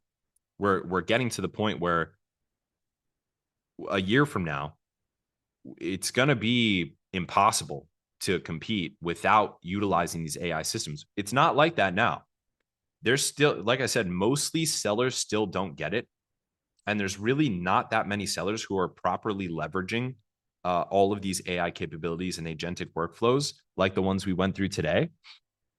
But the ones that are having incredible results And you're seeing these YouTube videos come up of like 17-year-olds like building businesses that beat like 10-year-old entrenched companies. And the example that I just shared with you, where we beat McCormick, 100-year-old company, with like a brand new entrant into the market, and like had a 5x increase in revenue and a much greater increase than that, even in profit, over a span of 3 months. Stuff like this is possible now because you can just move so fast with AI, but most people are not doing it. I really don't. I went to, I won't say which event, but I went to a very popular big seller event by a big name that you would all recognize, to speak at an event a couple months ago. And I was asking sellers at the event how they were using AI and how they were using Claude. And nobody was really even close to maximizing the capabilities of agentic AI in their brands. I mean, most sellers that I talked to hadn't even done basic things. Like they had dabbled, but they didn't really get it, or they hit a brick wall and they don't really understand how to properly leverage it, but they want to. They know it might be important, but it's not a priority. It was like 19 out of 20 sellers like not properly leveraging AI, or not even close, like not really using AI that much. And I was shocked by that, because I'm kind of in my own world in Sophie society where we're using it for everything. And we're not doing it because we're lazy. We're doing it because we can do things we just couldn't do before. And we're doing it because we actually get better outputs when we encode our processes, or the best of the best people and processes, into AI workflows. We get better and more consistent results than when we do it ourselves. Plus, it's like 100 times faster. So you're just winning on every level. And I'm kind of in my bubble with that. And it's shocking that most sellers, like I'd say 95%, are really not caught on to this yet. But you guys are here, so you are. And a lot of people ask me, why are you sharing all this stuff? Aren't you going to put your agency out of business? And first of all, we're not an agency. We're actually a partner. So we partner with sellers to help them grow revenue and profitability using agentic AI workflows like this, and taking over their PPC, which, like I said before, is the number one best data source for these AI workflows. And I honestly, I wouldn't recommend working with any Amazon PPC freelancer or provider that's not proficient in this stuff, because they're at a huge disadvantage compared to a team like ours, who is all like 100% bought in and knows all of the best AI solutions to make these actually dramatic impacts on a brand. So there's no reason to work with anybody that does your PPC and doesn't know AI, because PPC is the best data source and context source for AI. So if you have someone who's running your PPC that doesn't know how to use agentic, it's only a matter of time before somebody else in your niche does, and they do all the kinds of changes like we mentioned earlier in this session. And it's changing so incredibly fast. The Claude tag just came out less than a month ago, which allows you to put agents in Slack collaborating with your team, holding all of the context from the entire thread of communication prior to that, working like a team member. It doesn't even wait to be tagged. It jumps in where needed, just like a team member would. It emojis other messages that it agrees with or finds funny. It's like actually kind of crazy and creepy. But the Claude tag just came out a couple of weeks ago. It's available only to people who are on an enterprise Claude plan. And an enterprise Claude plan means you need 5 seats at $20 each. Just for those of you guys who are interested. We use it inside Slack all the time. Fable 5 just came out a couple weeks ago, was redeployed. Things are changing so incredibly fast. The Higgs field just came out with an MCP. You see a new YouTube video come out with some new AI tool every other week. And they all say that it's insane. It's always insane. So it's really hard to know what to focus on. And really, it's a small portion of the AI capabilities that are actually relevant to us as Amazon sellers. And that's what I'm trying to do with Seth, show you guys today. The ones that actually make big changes, like this one that we went through.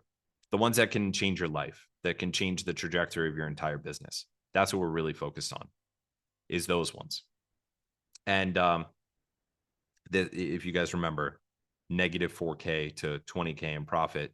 This kind of change you can have if you run that feedback loop consistently, and you have the speed of execution of that feedback loop that agentic AI gives you.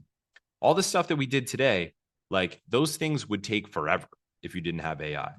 Like the last thing that we did where you were the skill analyzes all your data, analyzes all your competitors, references all of Sophie Society's massive library of strategies to improve click-through rate and examples of improving click-through rate, then comes up with the idea of the new image, then generates the image. Like, how would you have done that a year ago? You literally would have been in spreadsheets. You would have been using dedicated tools. You might have had to hire a rendering artist. You might have had to get someone on Fiverr or take a new product photo shoot. Like that whole process that would have taken days or weeks was now wrapped into 6.5 minutes.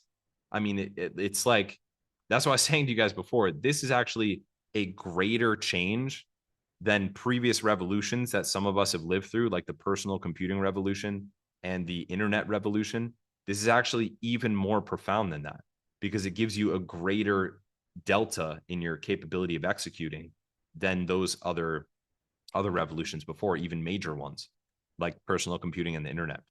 And that's what we are all about at Sophie Society. I called it Sophie Society because this is the wisdom society. Sophie is the Greek root for wisdom.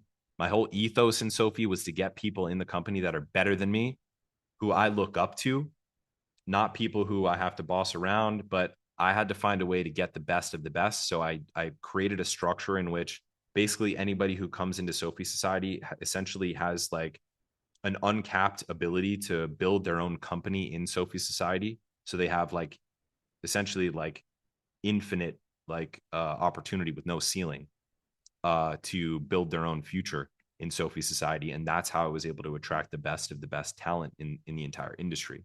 And that's why we're able to come up with all the things we come up with and have the wins that we have with our brands in our portfolio, because I've attracted the best in the world through that structure. And we've created a culture of greatness where we have masterminds every week where we all share. We're bringing in the best people in the industry. Then we make them share with each other so they all rise to the best of everyone else who's already the best. So we're getting the best of the best of the best, because whoever's really good at one thing teaches everybody else how to be really good at that thing. And we end up with really great people. And that's the key difference, because like I said earlier in this session, an AI skill or workflow is only as good as the expert who built it, because you're encoding expertise when you build a skill. That's what a skill is. It's encoded expertise, encoded context. So when we're building skills, we're building them with people who are really good at what they do already. And that's what I'm going to give you guys in the session in a second. But let me just walk through some of the wins we've been able to get. So this bed sheets brand we took from 34K to 224K, 11% tacos. This cleaning products brand we took from 24K to 83K, 15% tacos. This flea and tick treatment went from 173 to 434,000 a month, 12.7% tacos. This face and body creams, 260K to $1 million a month, 28% tacos, but that's because it's still in like hyper scaling mode. But $250,000 to $1 million a month in revenue. 5% a month, 5K per month to 108K per month with this white cardstock paper. This is the example I shared with you guys before, where we did that big click-through rate improvement change. 12% tacos there. The monthly profit is 20K. That's the same example that I shared with you guys before. Traditional German clothings brand, we took from 6K a month to 156K a month, 9.9% tacos. Premium face and body creams, 5K a month to 170K a month, 22% tacos. A broom products brand, who we've gone all over the place with them, but we took them from 12K a month to 57K a month, 24% tacos. Women's apparel brand, this is a launch. We did an 8-week launch, got to $67,000 a month at a 28% launch ACOS. That's not tacos, that's ACOS. This is another launch where we launched a high volume supplement. We got to 200K in monthly sales for that particular product. The overall product is closer to 800K in monthly sales. This is a dishwashing cloths product. We launched it 5 months later, 15% ACOS, 25K in monthly sales for that one product alone. This is a curtain ceiling mount that we launched in 1 month. We got to 12K a month in sales for that product alone at 14% ACOS. Here's another one. 9-month launch period, 60K a month in sales, 25% ACOS. And here is, I don't know if you I guys had can a hear general this. grasp on PPC, and I feel like I was doing pretty well with the limited knowledge I had. And then I feel like our ACOS started kind of skyrocketing, and I'm like, I wonder like what's going on here. I wasn't able to control it as much as I was before. I feel like you guys helped take it to the next level with managing that amount of spend in advertising and like allocating it properly, running the correct type of like ads and sponsored brands campaigns and those types of things to really take it to the next level. I think the biggest thing was like taking our sales going from 713 in December to 1.1 in January is just like a crazy jump, almost doubling. So that was crazy to see and experience, because it was like after the holidays and we're like, oh, things are going to die down. It's January. And then it kind of just exploded. I think I had a handful of campaigns I was running that were just like, not super tailored. And you guys just took it and brought this whole structure to it of, different phrase match, exact match, all these different campaigns to better allocate spend versus just throwing it into one campaign and hoping it does well. So I think that kind of structure and organization and just fine tuning of everything helped us kind of explode and continue to dominate in PPC and in general. Before Sophie, That was Hunter. It was Here's still another quite a one. new business, but we were definitely dissatisfied with the previous provider, and we knew that our profit should and could have been better. Whenever we decided to go with Sophie Society, it definitely, our profit increased quite quickly. I think the big positives are the PPC strategists are knowledgeable. They're on hand to answer any questions you have, and then the reporting structure weekly is fantastic. We couldn't say enough good things about all. Like he's been pretty solid for us in the time that we've been together. Initially, it was the outlay for inventory was credit, but now we're in a position that the business is bankrolling itself essentially. Makes us more ambitious because we're definitely in a position now where we want to quickly get product 2 and 3. So I would say that's where we're at. We went from a premature business to an established business, I would say now. We went from being marginally profitable to significantly profitable. Definitely would recommend Sophie Society to another brand owner. And the reason we can do stuff like that is because of what I said before, where we create a environment of grabbing the best of the best people, and we then place them on our partners' accounts. So this is our internal wins channel here. We just share our wins in a Slack channel. I just literally took like a little screen share of our wins, and these are internal messages. So literally just people just having great results. And you can see a new one is posted like pretty much every other day. Some of these are public. You could actually Google this. If you just Google our Google reviews or our Trustpilot reviews, we're the best rated Amazon PPC. They call us an Amazon PPC agency. We're actually like a lot more than that because we take over the ads, and we also apply agentic AI with that ad data to improve the entire rest of the business. And you guys can Google these. These are actually public, these ones. Some of these are private that are just shared in internal channels. Some of them are public. But you can see I could scroll up in this Slack channel all day. Like there's a new win posted every other day from another brand that we've been able to grow, either the revenue or the profitability or both. I'm not going to walk through this entire thing, but because I realized that I made a really long version of this. But this is our internal Slack channel here. I'm literally just screen sharing our internal wins channel here for you. These are coming in nonstop because we just have the best people that take on the accounts of our partners. So here's what like 2026 looks like for Amazon sellers. There's unskilled people and skilled people, not equipped with AI and equipped with AI. What became way more valuable this year is really skilled people spending a small amount of their time equipped with AI. Because if you're unskilled and not equipped with AI, I mean, you're just doomed. If you're unskilled and you're equipped with AI, you can move fast, but you don't know where you're going because you don't have good judgment. So if you hire like a VA to do the work of your PPC, or help you with your campaign management or anything else. And by the way, hiring Sophie Society is actually like for many brands on par with hiring a VA because we have a grow with you strategy, grow with you pricing. So it's not even more expensive, but you get less of the person's time who is way more skilled, but can execute much faster using agentic AI. And that is the magic combo for a seller in 2026 and 2027. You don't want 40 hours of a VA and you give them a bunch of AI flows because they don't know what to do with it. And they don't have the skill and experience from doing their own Amazon brand or having millions of dollars of ad spend like the people in Sophie Society to have good judgment and make good calls. So if you're super skilled but not equipped with AI, you might have a capable person, but they can't execute at scale.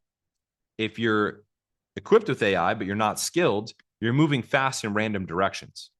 But if you have a small amount of time of a very skilled person equipped with AI, that might be the same cost as 40 hours a week of a unskilled person who you have to manage, who's like some remote VA somewhere. But you get less of their time, right? But their execution capacity is enhanced with AI.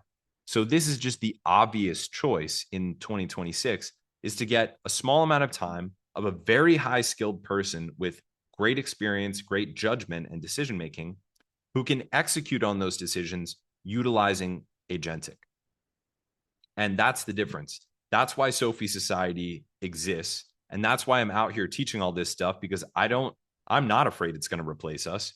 It's been great for us because the best thing a seller can do now that a highly skilled person can spend a small amount of time with a high degree of output is to spend on the same amount that they would spend on a 40-hour per week person on just less hours of a $200 an hour person instead of a $20 an hour person. And you just get less of their time, but their execution capacity is much greater because they're executing with AI. But if you just use AI and you don't have a skilled person executing it, there's no one whose feet to hold to the fire when things go wrong. So having a person who's your trusted, accountable team member, who's like a partner with you along the journey, who's also equipped with AI and has the experience and the judgment to make good calls is the answer in 2026. And that's exactly what Sophie Society is. We take all the best people, we rise everyone to the best of everyone else who is already the best at what they do. So it's the best of the best of the best. Then we equip them with AI so that they can execute much faster. And since they're skilled, they're executing on the right things. So they end up growing much faster than somebody who's unskilled but equipped with AI because they're just growing in random directions. Some things hurt, some things improve, some things actually are sending you backwards. And so we went over how AI can improve ads performance and click-through rate performance, but imagine applying it to every domain. And you're just accelerating your positive results in every domain of the business. Having a partner right next to you with AI execution for us and also handing over to you AI workflows that you can use.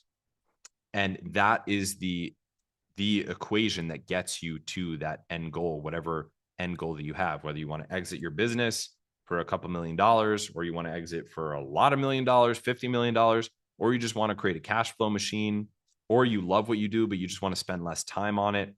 Getting to whatever that big goal is accelerated by having a skilled operator in the Amazon space with successes under their belt, equipped with AI. Because it allows them to execute on more of their total decisions.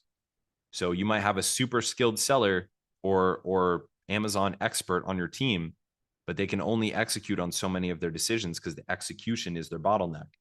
Whereas when you have a really skilled seller equipped with good AI skills, workflows, and tools, they can execute on way more of their good judgment decisions that they're already making because they're skilled and they have experience. So we've been doing PPC for a really long time.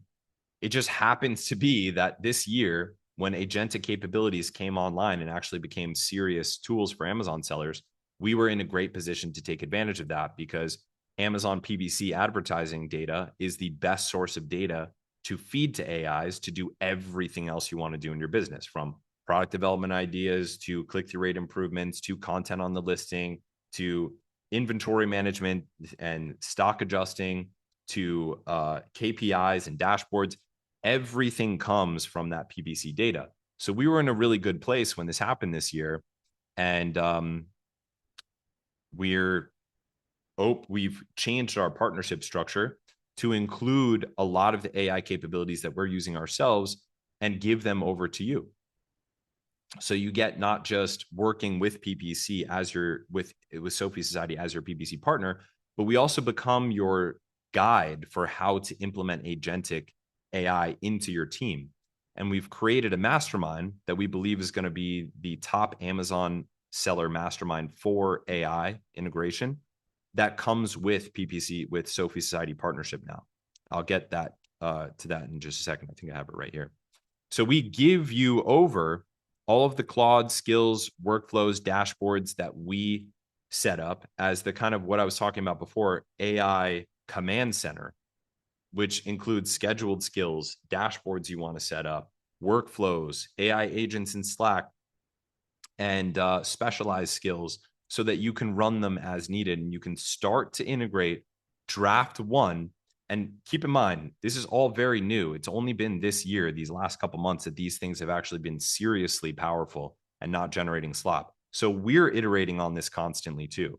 We're constantly figuring it out and refiguring it out, but we give to you everything that we figure out as we figure it out. We do weekly workshops like this one, but on particular topics where you can learn how to use, and you get that MCP connection that I was talking about before. So you will connect Claude directly to your Amazon data, and you can then build whatever you want with Claude. And we do weekly hackathons where we all get together and we screen share through what we're currently building. And since you already know that your Amazon ads are kind of handled by Sophie, you can focus all of your energy on making AI solutions and workflows for yourself in other domains. And since you'll have Sophie's MCP to connect Claude directly to your data, you can then use that to build anything that you want. And I think this is going to be like, people are going to start building really incredible things. People are already building awesome dashboards with this. I'll show you the infrastructure, some of the AI infrastructure in a second. Here's what the community looks like here. People sharing strategies multiple times per day, hackathons every week. We have master classes where we bring external experts into the flow, and they host private master classes on setting up AI infrastructure and AI systems. And we have a constantly updated skills library called Atlas. So Atlas is where we keep all of the skills that utilize the MCP that you have access to. And these skills create dashboards, they create alerts in Slack, they do specific functions like many of the ones that we went through in today's session. They do all kinds of things, and we only keep the ones that are really good. And you could see what results other people are getting from running those skills. And they're all available to you inside Sophie's Atlas. And remember, this is what the MCP does. This also comes with Sophie Society partnership. You connect your MCP as part of your onboarding, and you then allows Claude to access all your Amazon data directly. So then you could literally open up Claude and just say, how are my sales last week? What was my worst converting keyword last week? What would you recommend I do on this or that campaign? Give me an idea based on my current sales, what next product I should launch based on what other products people are buying with my products. Anything you want to ask, Claude will already have access to all of your Amazon ads data and all of your Amazon seller data. And that allows you to build all kinds of stuff, from inventory alerts to dedicated dashboards for your performance, your PPC performance, dashboards for your inventory, dashboards for things like we were working on before that are automatically updated, like your click-through rate and conversion rate benchmarking over time. And those are just the ones that we give to you. You can also make your own. Once you have the MCP, it's basically like the world is your oyster. The MCP also allows you to connect other things like Data Dive, so that you can build your own tools that aren't even about your data, but are about market data, like your own keyword tracking tool, for example, which is really cool. And the Higgs field tool, so that you can create content directly in Claude. All of this comes with the Sophie Society PPC partnership. And this is what we were talking about before. This is what an Amazon seller AI operating framework looks like. You've got your dashboards that you set up, like your profit dashboard, your PPC performance dashboard, your inventory dashboard. This is just a drawing of it, by the way. This is not, the actual framework. This is like a visual representation of what it looks like. Your keyword dashboard, your click-through rate and conversion rate benchmarking dashboard, and they're all automatically updated. They all live right inside Claude in your artifacts, your live artifacts, and they pull the data automatically every time you reload them. Your scheduled tasks, your core skills, and your specialized skills. And through all of this, and there's also agents in Slack who are collaborating with you and your team. This is what V1 of what I was talking about before, this shift from operating your brand to operating and guiding your AI who's operating your brand looks like. And we're in the early stages of this. Remember, this is like, that's what I'm saying. This is like V1 of this. A year from now, this is going to look totally different, but this is how it's looking now. And this is what you'll set up when you become a Sophie Society PPC partner for those of you guys who are applicable to it. And I'm going to tell you about how to apply to that for those of you guys that are interested. And I'm going to show you guys how to get all the skills from this session in just a second. So this is what the dashboard, the operating framework looks like now, based on the skills we already have available. This you can already plug in as soon as you enter the Sophie ecosystem. But 3 months from now, it might look like this. More dashboards, more in different scheduled tasks, more agents in Slack, more Claude skills, because these things are changing constantly. And once you're a Sophie partner, you are basically guaranteed to always be staying up to date with the best application of agentic AI to your brand. And at the same time, you know that there's somebody who has responsibility for your Amazon ads, who's then feeding those ads into skills that both we run on your behalf and ones that you are running yourself. And it's always changing. So you could take all the skills that I'm giving you guys from today and you can implement them yourselves. And that's great. That's awesome. But 3 months from now, all of those are going to be updated. Even probably 6 weeks from now, all of those are going to be updated. There'll probably be new ones that combine some of them because these things are moving so incredibly fast. And when you're a Sophie partner, you're always staying up to date with this. You're part of the community. You have access to the Atlas Skills Library. You're coming to the hackathons, and you have your dedicated person, your one person point of contact who's accountable for your Amazon ads and who's always there to help you to integrate any agentic AI workflow that you want in your brand. And this is what I believe is going to happen in the future. There's going to be people who align themselves with experts who are equipped with AI, and there'll be sellers that just don't recognize the value in it. And the growth trajectory is going to be vastly different for those two sellers. And this gap here is the gap that a year from now will happen between sellers that do and don't. And this could also be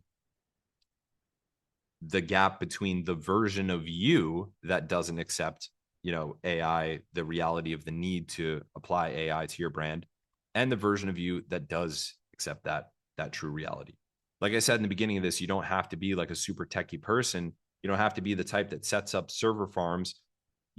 When you become a Sophie PPC partner, you have that techie team behind you.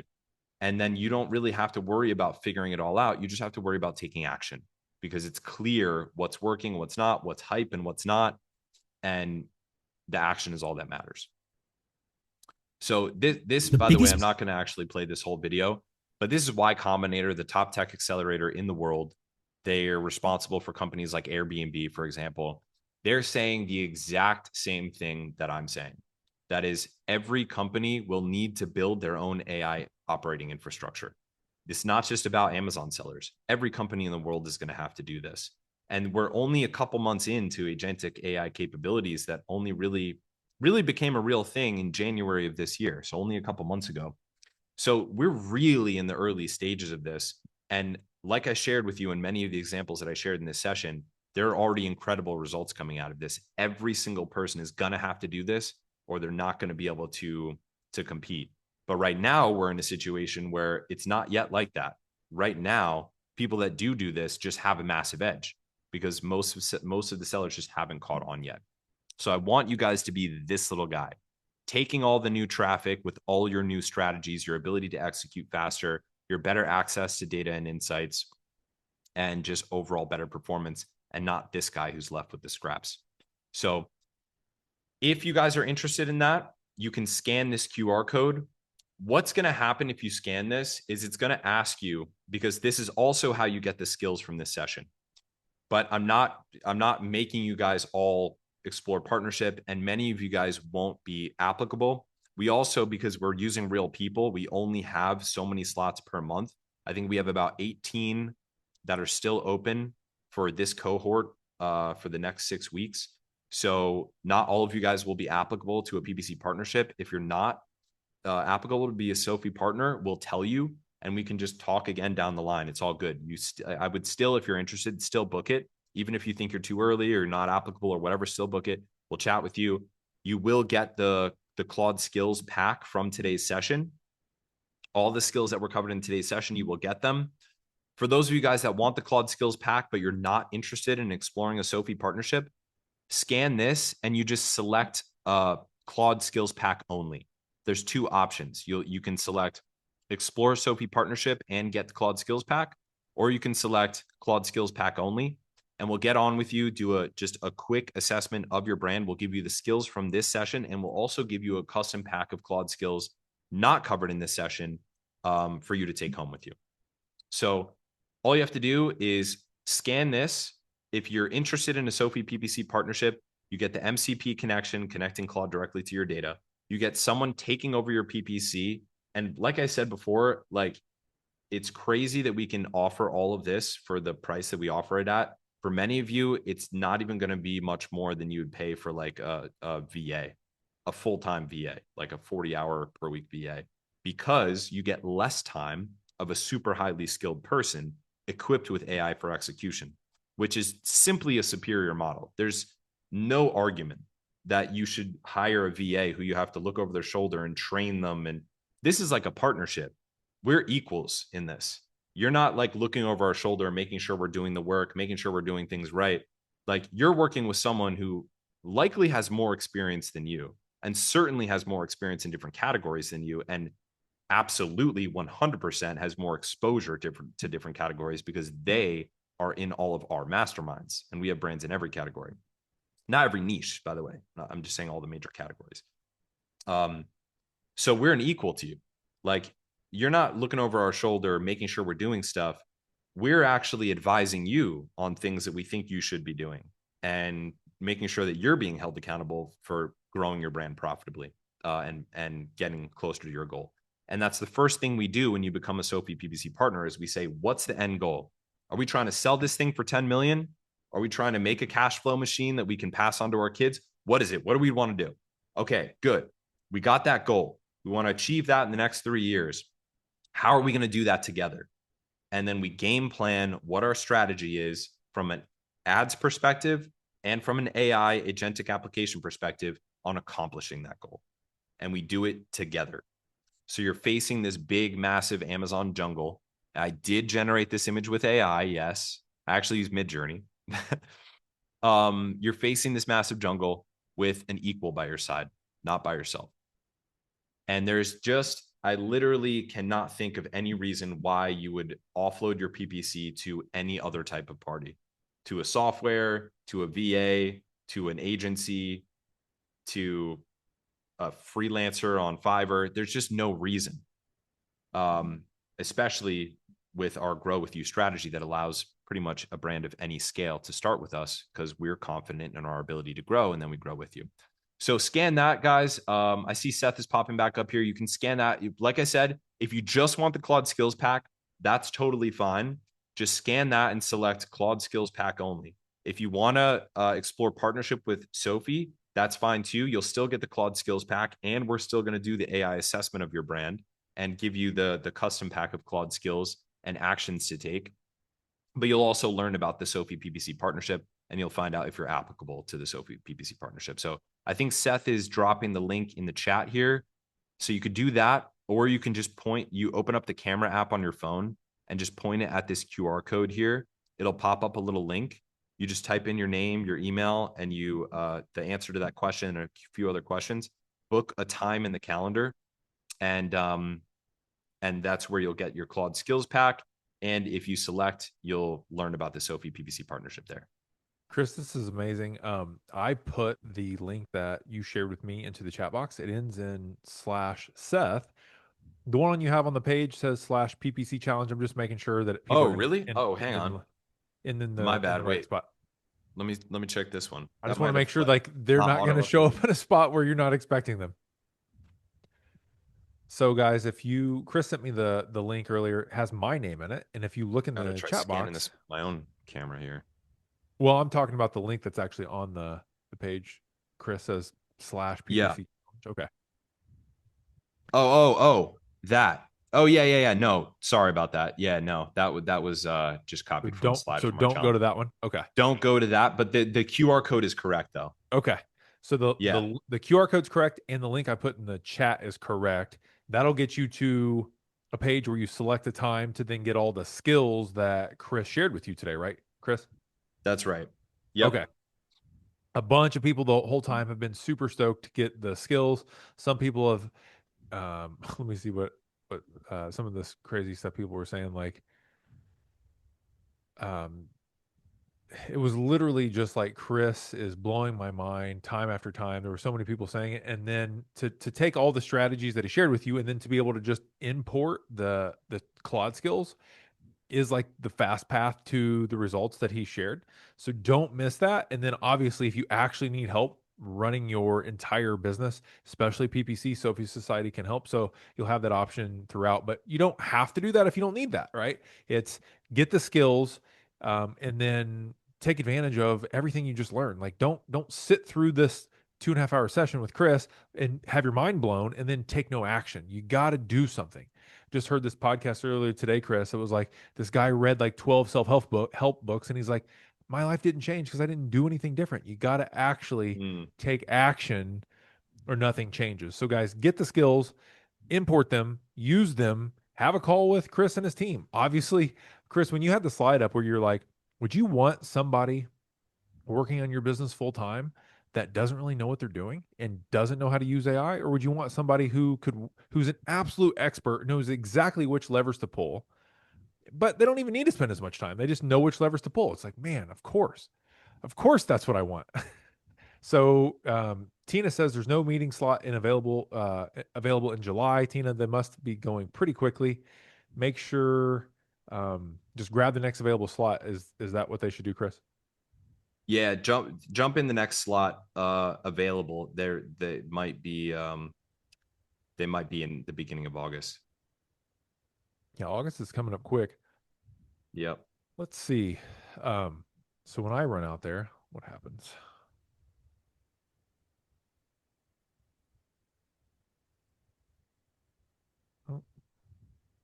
Somebody asked, Chris, do you accept non US? Yeah, for sure. Okay. Okay. Just trying Yeah, to if you're see selling on Amazon, absolutely. You're selling on Amazon. Okay. So yeah, in July, it looks like there's some slots available at the end of the month. When I pulled it up at least. And then okay, so Aaron says, does having a vendor account instead of seller account disqualify me? No, we do vendor too, but you do have a lot less power to influence your own results if you're vendor only. So there's certain things that you can't do, but we have vendor accounts Perfect. that are partners. Christine says, should we be teaching our Claude about our brand before we implement these skills? You don't have to. No, there's a skill that many of you guys will get with your custom Claude skills pack that we didn't cover today, but you will get it through this link, which is called Brand Kit. And what that does is it's kind of like Claude interviews you a little bit and asks you to upload some of your brand assets. And then it creates a brand kit for you, which is basically like a brand book, which has all of the information specifically about your visual branding, but also about your ethos and your products and your customer avatar and stuff like that. And then what's cool about that is you can then use that to load into Claude in the future or any other AI like GPT Images 2.0 or Nano Banana Pro and make sure that anything that it does is within your brand guidelines and includes your brand colors and includes, your brand identity and stuff like that. So that brand kit skill is really cool. It's one of those like small things that actually people end up using all the time. And I even use a version of that with Sophie. Like I used brand kit to generate a Sophie brand kit that was updated with all of our, different branding guidelines and funnels and stuff like that. And I save it on my desktop and I just pop it into any model that I'm testing out, even if it's Grok or Gemini or ChatGPT Images 2.0 or whatever. So Perfect. yeah, Julie you guys says, will is get that. Sophie accepting newly launched brands she just launched 6 weeks ago? Potentially, yeah. We have to do an assessment of the product so we understand like the potential of it. Um, but if you just launched, you are able to advertise, and the product is in a niche with a good opportunity, then yes, There you go. Here's a it's great. definitely worth the conversation for sure. You should talk to us. So Jonathan brings up a good point, Chris. Maybe we should explain this a little bit more. He said, just a heads up, I only want the Claude Skills Pack, but it had me sign up for a meeting slot anyways. I don't want to waste your time. If it's cool if I need to talk to someone first, but just wanted you to know. So Chris, Yeah, kind of explain to them, or maybe is it still the same where you book the call to then figure out which skills you need, or yeah. how does this go? Yeah. So, like I said, we're including not just the skills from this session. You'll get those as a baseline. But for those of you guys that just want the Claude Skills Pack, you just do like a 5 minute chat with our AI integrator team. And first of all, it allows us to have a relationship. Then next time we have an event or something, if you're interested in this stuff, we could message you like, "Hey, our event's coming up. You might want to come to this," and stuff like that. But the most important thing is we actually assess your brand and then we give you additional skills that are relevant to where you're at now. So we're assessing where you're at. It's like an AI assessment. And since you're not interested in partnership, we don't do we don't tell you about the Sophie PPC partnership. But you do get the assessment and you do get the skills from this session and you get the Claude skills pack that's custom to your brand stage, your product category, your current challenges, and stuff like that. So yeah, it's pretty cool. Jonathan says, great, thank you so much. Somebody said, I'm a service provider. Can I do a call? I think it's for sellers, right? Yeah, this is for sellers. If you're a service provider and you want the Claude Skills Pack, just book the Claude. Just say the Claude Skills Pack only. Um, but since you don't have a brand, we can't do the assessment for you. So what we'll do is we'll just message you. We'll probably cancel the call because we can't assess your brand if you don't have one, and we'll just give you the Claude skills from this session and not the custom, pack from assessing your brand's current status. Yeah. So Al says, are you able to connect Amazon DSP into the MCP server? Um, we're not pulling DSP data from Sophie's MCP, but you can still use Claude skills with your DSP data, just not through the MCP. Okay. Can you have multiple accounts into the Sophie MCP server? Yes, you can have multiple Okay. accounts. Ta-da. All right. Um, guys, if I missed your question, I'm trying to flip back through them. There were some really good ones. If Chris didn't answer it or I missed it, then just let me know. Let's see here. So many good ones. Oh, yep. Oh yeah, Camilla. I already asked that one. Yes, Chris says he does partner with sellers outside of the U.S. George asked, "Can you use the skills with a different MCP? Like he has a different MCP connection." So these skills that I'm giving you actually don't require the MCP. You're able to do these without the MCP, but you do have to upload reports for them. The MCP skills we're going to get into a lot more of those in the next session that Seth and I are doing with you guys in a couple of weeks. We're going to talk a lot more about the MCP because that is really what I believe the future is. The only reason I didn't cover those very much in this session is that most people don't have access to an MCP. Any of you guys that do want access to the MCP, we do have an option of providing an MCP without a Sophie partnership. So you can I mean, probably the best way is just to email me. Like I'll drop my email in here and I'll just send you the MCP sign up link. And you can just get the MCP and start building whatever you want with it. That is an option. So I'll just drop my email in the chat, and you guys can just message me if you want MCP connection. So it's just hello@sophiesociety.com. And I'll say email for MCP connection only. Perfect. And what I'll do is send you a link to the MCP sign up. You just sign up for the MCP. It's $100 a month. But of course, you can then use that to like unsubscribe from a bunch of other softwares and build your own version of it. So it basically pays for itself. But yeah. Robert says, I filled in the form but didn't receive it yet. Robert, you booked a call, and then like Chris said, you'll do like a 5-minute integration call, and then that's where they're going to give you the skills. So if you grabbed your call, you're in good shape. Just be at the call and you'll get the skills. Okay.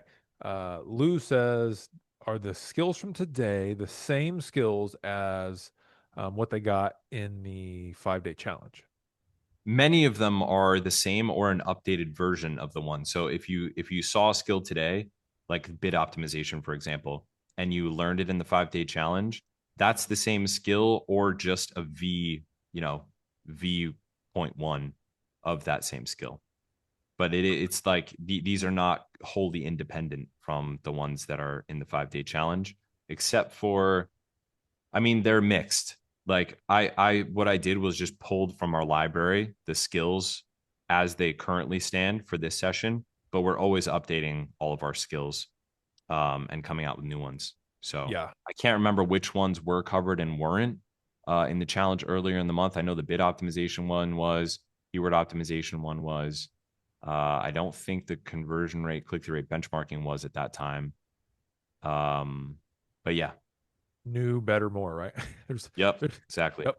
So Claire says, I selected Claude skills only, but it's still asking me to book a call. So let me clear this confusion. Either way, you're going to book a call. If you are interested in Sophie Society helping you in a bigger way, that call is going to be a little bit longer. And they're going to go into things about your account. And they can really dig into what you need as a business to partner with you on where you're headed, what your goals are, all of that. If you just want the skills, you're still going to book a call, but it's only going to be like a 5-minute call. The AI integrator on Chris's team is going to meet with you, see which skills you need, and then port them over to you. Did I say that right, Chris? Yeah, and plus all the skills from this session. Yes. So you get skills from this session and skills that are like complementary to these skills based on what stage of business you're at, what category you're in, and all of that stuff. We just find out a few things about you and your business and your current challenges, and we give you like basically just hand over to you the skills that are going to have the highest leverage to you right now. Christine says for the MCP connection, is it each store or is it each marketplace? Like as an example, she mentioned US, Canada, and UK. Is it going to be $100 for each of those different country connections, or how does that work? No, it's not. It's not a different subscription for each country connection, but you do have to set it up differently. I actually don't remember exactly how the setup is working now because we recently changed this.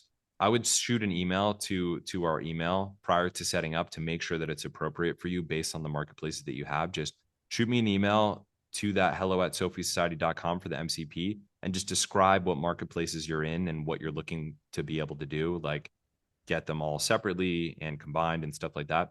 And I'll reply back to you, or my team will reply back to you with what you need in order to do that, and if the MCP makes sense for you at its current state.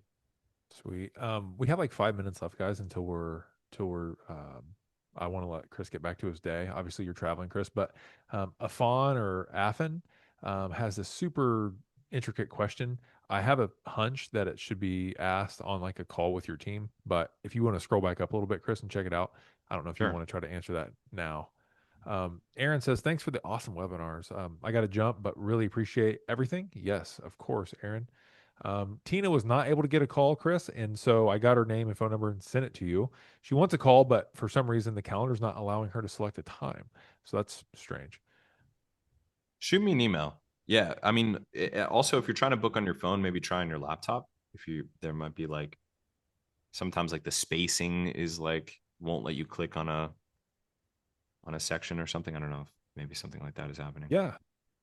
Guys, also, a few of you have already said, like, hey, I grabbed a call, super excited. If you grabbed a call to get the skills or you're interested in Sophie, just let me know. I always ask, like, who's taking action, who's interested in what, and it kind of gives me an idea of what's most interesting to you all. So, like, if this is a session that's super interesting, obviously I get a lot out of this myself. But if this is super interesting to you and you jumped on taking action of what value that Chris provided today, obviously it's so valuable. But if this is for you, let me know because I want to know. I want to know which sessions are hitting home the most, which ones are most valuable, which ones are actually causing you to take action because you think it's going to help you in your business. Um, I can't imagine a more productive use of your time to get like to take what Chris taught you today and then to be able to use the skills in your business. So if you sat there and watch this and you don't get the skills to use in your business, I think you're crazy.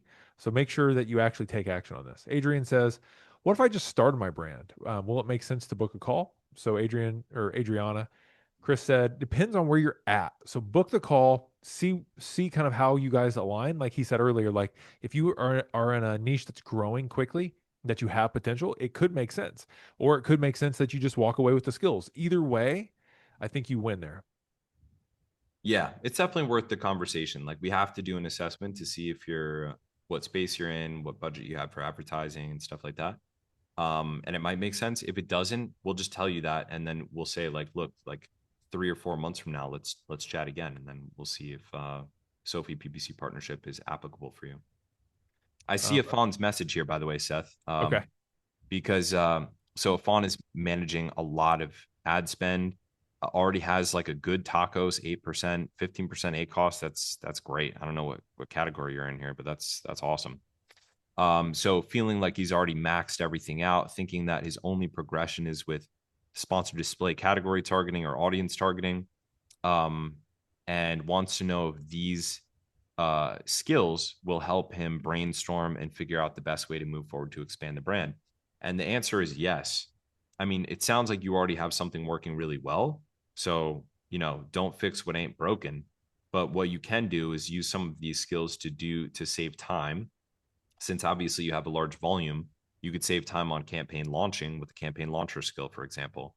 But you will most importantly be able to have a greater impact on your profitability because of the skills in the beginning that we went through, like the search term intent dashboard finder and the conversion rate and click-through rate benchmarker, where you'll actually see where your time is best allocated to improve your margin and your profitability. And if you pair that with the skill that we went through at the end that generates new primary images, you could have some immediate impacts on your PPC performance just by taking your PPC data and turning it into changes on your thumbnail. Yeah, that's perfect. Perfect. Um, George says, great session. Has an appointment, so has to run. No problem, George. Christine says, do you know with the new AI image policy on Amazon, if we need to go back and adjust existing metadata? Yeah, I mean, so the oh, I thought she was talking about the New York law. I think that she is talking about. Yeah. So the reason for that new policy change is because of a law that was passed that you need to uh you need to say if you have an AI generated person, but that's really only if the face is showing. And you can do it. It was not specified like how big the text need to be or how clear the text need to be, kind of like you guys probably have seen like cigarette companies have to put this causes cancer and the text has to be like certain size. They didn't include any guidance about how big those stamps have to be, so you can actually make it like a watermark, almost kind of like Gemini's little mark in the bottom right that you don't really notice until you really look. If you just have that uh like at the bottom, and you only need it if there's an AI generated human face, it's not really if you have like a hand in it or something like that. So yeah, so that's what. So obviously you don't need to worry about that in your primary image because primary images don't include faces. It's really about secondary images, A plus content in your videos. And in the video, you could just put it at the end of the video in like the bottom right. Very good. Amazing. Let's see here. Couple more questions. Christine says, "Thank you, Chris. Man, I am always blown away by how much it's like you never run out of new things, new advantages, new like edges to find. I think like you blew everyone's mind last time. Like, how can you really like take it a notch above, and then you always find a way? Like, I was telling somebody the other day, I was like, I think Chris has like a team of like 20 people that just like work on this stuff constantly. Cause otherwise, like, how can you possibly, how can you possibly like continue to find like the next level of growth? And it's just amazing, man. Like, Yeah, it and is like that. the deck that you put together, even just for today, I know that takes so long. Like, it takes forever to put together like the quality of content that you do. So, I just want to thank you for putting it all together, sharing it so freely, and being like so giving in all of this because it's absolutely amazing. And you saw all the hearts and the thumbs up and come throughout. Like everybody's so appreciative, man. Like you should, if you had time to flip back through the chat, like it's like Chris is blowing my mind. Thank you so much for sharing it. Chris is top notch. Like really, really giving you some Sick. love today, man. That's great. Thank you for saying that, man. That really means a lot. Yeah. And I do feel like I'm kind of like an acolyte for this, but I'm really more of like an antenna for my team because the team really is like I think really the one and only really not only, but the one really great thing that I think I was able to do well was attract really smart people in my team. And that's really our biggest strength. So I'm kind of more an antenna for them, like just kind of like gathering all of the best from them and being able to share it with you guys. So I have to credit them for that. But yeah, I appreciate it, and I'm Yeah. really happy to share all of this stuff with you guys. Well, Adriana says absolutely great session. She like I can't. There's too many people in the chat that have said all this, but so many people were so positive today. Chris, thank you so much, man. I know I want to let you get back to your day. You're going on a crazy horseback trip with the company, but is there anything else you want to wrap this thing up with and let people get out of here with? I think that's it. Yeah, I mean, my big message is that like everyone is gonna have to do this at a certain point. I think you guys are ahead of the game for signing up for a session like this. So you are at the point where it's not that you like have to do it just to keep up, like everyone else is gonna have to do a year from now. You're at the point where you can implement these things, start to learn them, and start to create V1 of your sort of AI infrastructure for running your company before everyone else does, which is going to give you an edge, whereas everyone else is just going to be catching up. And like I said, the last event I was at, I was polling everybody. Most sellers, like if you feel like you're behind, you're totally not. Most sellers are really not doing this. They're not implementing these things. They don't know the capabilities. You're ahead just by even being here. Like you're ahead. So, Man, it's so funny that you say that. Like, it's so I remember being at the front of a lot of this stuff on Amazon, like the first Prime Day, the first Lightning deal, the first, major changes. And it's like if you get in early, you get an advantage. But if you get in late, you're kind of just with everyone else. And it's kind of like what you're saying. It's like it's still early. And if you're gonna have to do it eventually. So, but if you do it now, you can leapfrog so many people that are slow and it's like that's where your big advantage comes from.